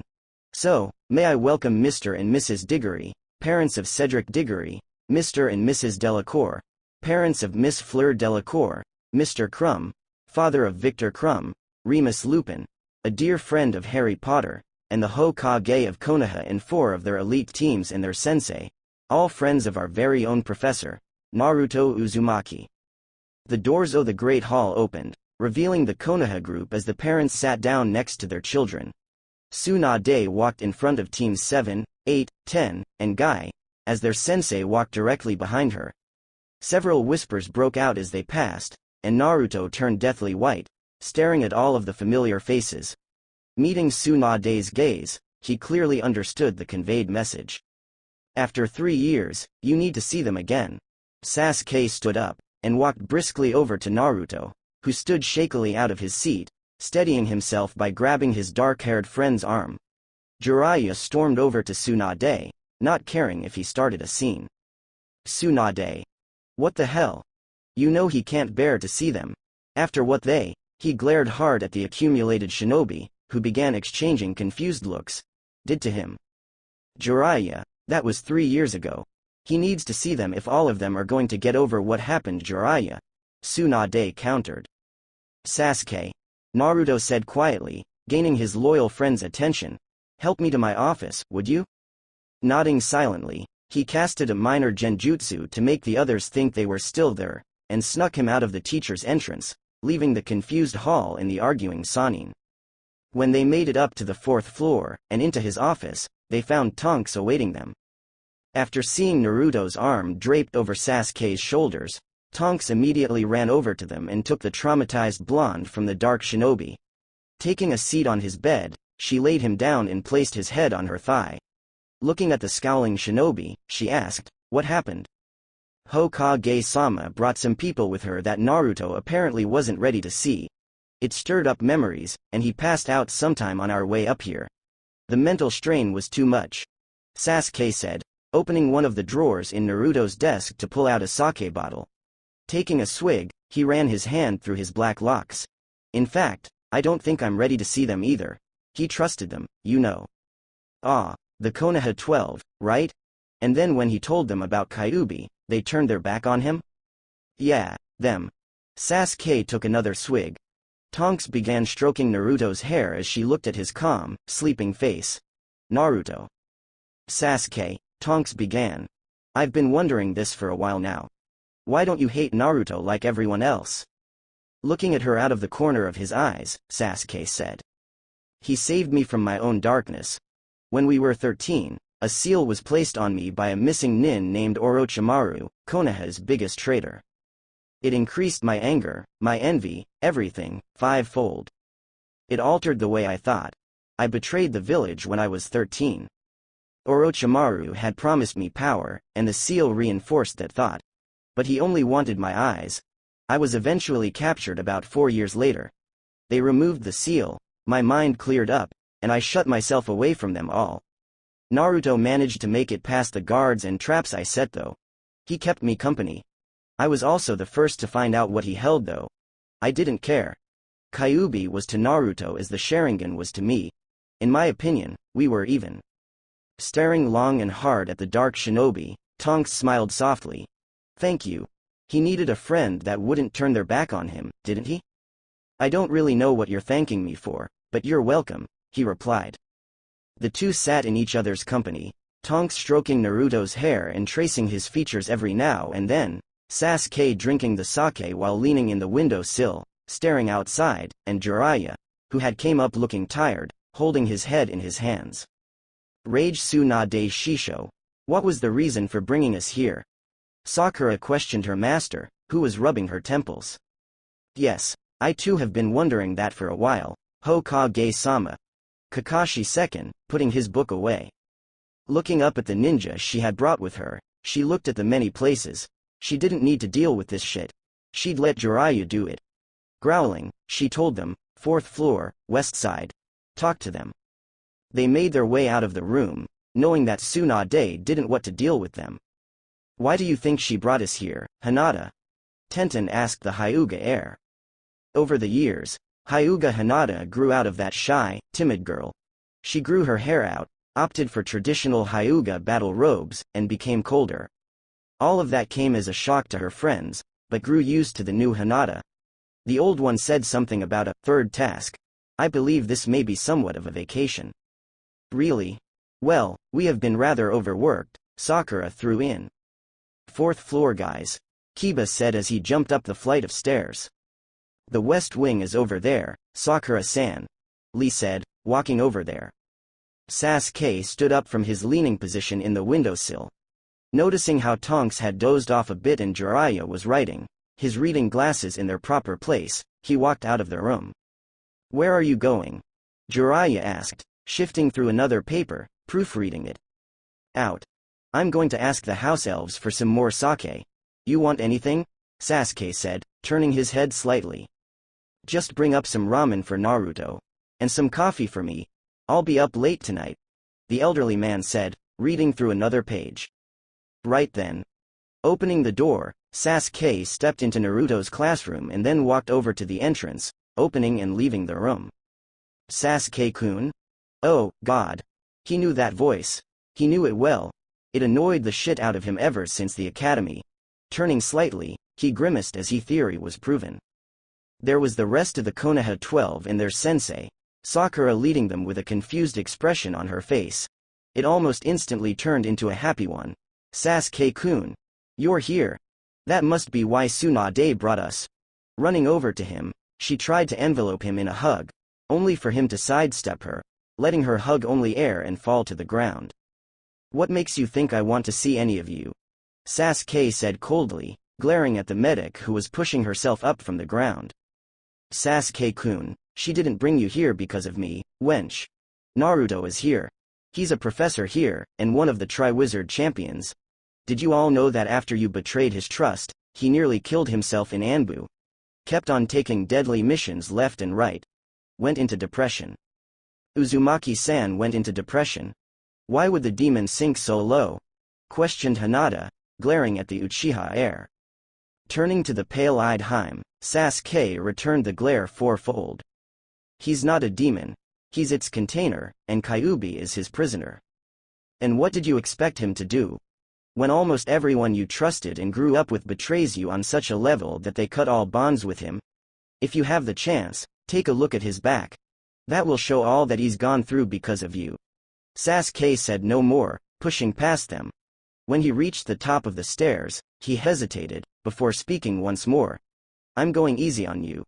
Tonks will chew you up and spit you out before burning whatever's left. The group watched as he jumped down the flights and staircases, before looking at the door and walking in, Sakura walking in last, wondering what they had done. To her, it was no more than what Naruto had deserved.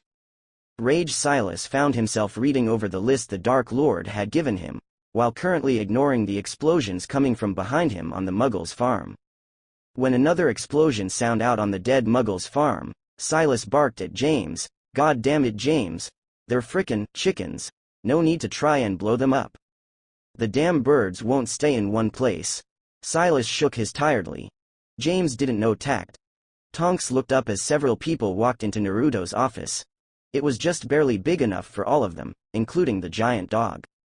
Her eyes flickered from face to face. Some she recognized from Naruto's stories, and she instantly glared. What do you people want, if you even deserve to be called that? Tonks snapped, holding Naruto to her. Ino and Sakura, along with several others, instantly saw how protective she was of him. Why are you holding him like that? He's not worth liking, Sakura stated, scowling at the sleeping boy. I learned that firsthand, Hinata said, coldly looking at the metamorphagus. All he is a demon. He was born that way, and shall forever remain so. You guys simply don't get it, do you? Tonks said, gently placing Naruto's head on a pillow of the bed. What makes you think he's a demon? You were holding him like that and you don't know? He has the Kyuubi sealed in his navel, bound by your strongest Hokage. He's had it since he was born, or rather, several minutes after he was born. The Kyuubi was still raging when your Yondaime took Naruto out to the battlefield. He was probably still wrapped in a blanket. Tonks looked softly at Naruto's sleeping face. He's human. A human with a terrible misfortune placed on his shoulders. When he dies, he'll drag Kyuubi along with him. That is because he is the Kyuubi, Kakushi answered in a monotone. That is it. Tonks shouted, reaching for her wand. I've had enough of your biased views. You can't even see the real him. Ma. Nymphadora. Come, a tired voice as a hand held her wrist in a firm hold. Let them be. Naruto, sighing as he sat up. So the demon finally graces us with his waking, Neji also said in a monotone. Neji, everyone. I can't say that it is good to see you. I thought Sasuke would have told you to keep out.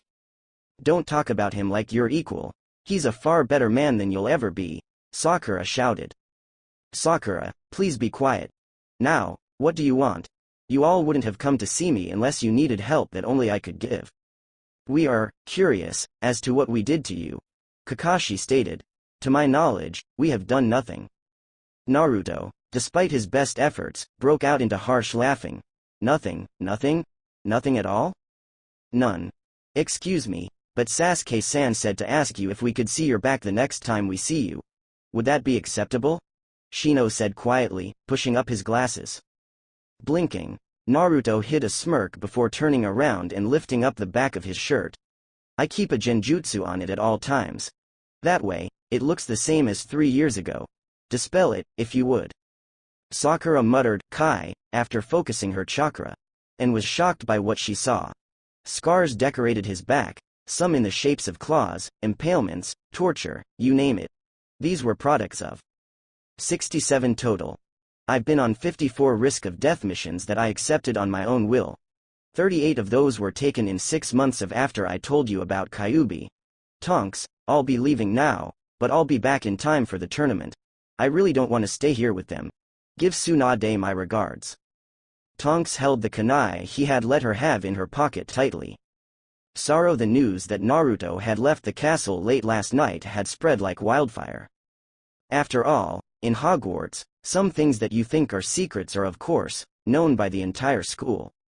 The night of the third task arrived, and Dumbledore found himself smiling at the blonde that had left the castle and gone into the Forbidden Forest. Ah, Naruto, how good to see you again. How have you been? Anxious, really. Just want to get this done. Naruto answered, leaning back into his chair. Dumbledore let a frown etch his face. What is the matter, Naruto? Sighing, Naruto said, I don't really want to talk about it. Silence overcame the two before Dumbledore pursed his lip and said, very well. It is almost time for the first task. Although, I must ask, what have you been doing? Sleeping. Naruto stated bluntly, getting up.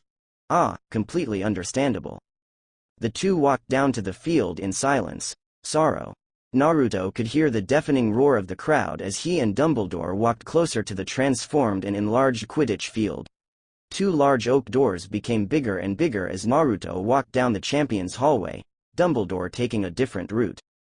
Naruto thought over his former comrades' appearances, in the short amount of time that he had before the task, and decided he was a little too cruel to them in his office. Or, in the most likely case, the cruelty was something that had been wanting out for a long time. But, he knew how the war with Orochimaru's forces were going. They could use him, they were too stubborn to ask. He'd let them see how strong he was, then he'd show them cruel. Naruto steeled himself, and placed his hands on the 2 oak doors and pushed them open, the roar of the crowd, growing quieter now that the oldest champion had finally made his appearance. They watched him through quiet eyes, as he walked over to Harry and the other champions, who had turned their heads towards the professor. Professor, Harry said happily. Hello Mr. Potter. Ms. Delacour, Mr. Crumb, Mr. Diggory. He shook each of their hands, but stopped when he came to Cedric and Harry. Cedric, I wish you the best. Naruto shook his hands, but looked long and hard at Harry, before holding out his hand. Harry. May the best man win. Naruto said, a gleam in his eye. Naruto walked away, hiding his smirk as he scanned the crowd for Tonks, Sasuke, and Jiraiya. He found them on the other side of the stands glaring holes at the Konoha group. Jumping up to where they were, and startling quite a few people, Naruto said to their, what do you want? Expressions, not even going to wish me luck? He was tackled by Tonks, who enveloped him in a hug. Don't you even dare think of doing that to me again, Naruto Uzumaki. You scared me half out of my skin. At least tell me where you're going. Yes, Sasuke agreed, hiding his mirth, we wouldn't want your little girlfriend panicking on us, now would we? Tonks immediately let go and her hair began turning various shades of red, the other 2 men laughing their asses off as Naruto glared. Yes, I'm glad you two are having fun. So, I guess I'll see you after the task? Jiraiya clapped him on the back. You bet Gaki. Now get down there, they're about to start. As Naruto was about to jump back down to the field, 2 arms encircled his waist. Be safe, Naruto. Tonks whispered as she let go, him shooting a soft smile at her before jumping down to the field. Jiraiya smiled softly as he saw the longing in the woman's eyes. Sorrow all right, Dumbledore said, as he gathered the champions around. Inside this maze, you won't find dragons or creatures of the deep. No, inside you'll find things much darker or sinister. Enchantments, creatures, almost anything and everything. I wish you all good luck. Now, Professor, when the cannon fires. Dumbledore was cut off by a loud bang, and he turned to Filch, who was just shrugging, and then sighed, before gesturing to the maze, which Naruto then entered. When all the champions had entered, he turned to the giant cube he had made, which showed Naruto running through the maze amazingly fast, Harry looking down a fork, Fleur charging straight ahead, Crumb standing a four-way intersection, and Cedric using the Point Me spell. He then took a look at how close they were to the cup, and found that our blonde hero was the closest. But had to go through the worst things in that entire maze. Sorrow Naruto blinked as he looked at the crouching animal that was snarling at him. Oh, he knew what it was. It was a Nundu. A hungry one by the look of it. He blinked again, and slowly reached for his wand, but the Nundu didn't give him a chance. It leapt at him, forcing him to have to jump out of the way or be clawed to death. Quickly forming multiple hand seals, he called out, Kaden. Karyu Enden no Jutsu, Fire Style, Fire Dragon Blast. A roaring dragon made of fire came zooming out of Naruto's mouth, impacting the thing head-on, making the Nundu cry out in pain as it was burned alive. Naruto walking past without even sparing a glance. In the crowd, Sasuke smirked as he watched the flabbergasted expressions of the non-shinobi. Oh, how fun it was to watch them be amazed. Turning his attention back to the cube, he asked Tonks, who was looking at how close each champion was to the cup, what the hell are those? Looking away from the map side, she only gaped as she stuttered out, those are Yeti, abominable snowmen. Naruto was surrounded by 3 of the blue-eyed, white-furred magical creatures. Looking from one beast to the next, Naruto inched his hand towards his wand. These things were big, like Hulk-sized big, and by that, muscular. Really, really muscular, and he could only see that because of their white fur. This maze was too damn dark. He barely had time to duck when launched a haymaker to his head. Sorrow the Konoha group watched as Naruto weaved in and out of the 3 Yeti's blows, barely escaping some. Lee spoke up. Naruto-san's taijutsu has most defiantly improved. I must fight him after this. Yes, well, have fun, Shikamaru yawned as he placed his head on his hands. All I bet he knows are shinobi arts, none of this stuff they call techniques. Wake me up if something interesting happens. Something interesting just happened. Damn it, Ino, you just can't let me get any sleep, the hell. Shikamaru shouted, sitting upright and staring at the screen showing Naruto, wand out, and the 3 Yetis kneeling to him. Sorrow Harry was currently on his backside, trying to get away from Crumb, who for some reason was shooting spells at him. Talk about competitiveness. His wand had been blown away a couple of minutes ago, and Crumb's eyes were locked on him. He had nowhere to run away to. And then, a bone-chilling roar breached the quietness that had enveloped the 2 champions, and 2 huge bulks of white fur began charging from around a corner, and tackled Crumb, another walking around after them, Naruto sitting on its shoulder, grinning. Harry, having a bit of trouble? Harry only nodded dumbly. Well, it's a good thing that I decided to show up when I did. Now, what to do with him, Naruto said, one of the Yetis holding up Crumb by his collar, before getting a wicked idea. Whispering into the Yeti he was on's ear, it translated it into Yeti, and the one holding Crumb instantly kicked, well, more like punted, Crumb over several hedges, back towards the stands. The other Yeti put his arms up like a football goal when the punter looked at him. Now then, Harry, Naruto said, nodding to him, before he and the Yetis charged around another corner. Harry blinked as he ran what happened through his head, before sighing and getting to work finding his wand. Sorrow Naruto walked around another hedge. He had left the Yetis several turns ago, and cursed as he came to another dead end. He was this close to just seeing if he could pull a couple Katen, Karyu Enden and burn through the damn place. Then, he noticed a seal that he had placed on his arm burning, a sign that Harry's location had changed, and wasn't nearby. That was bad. Very bad.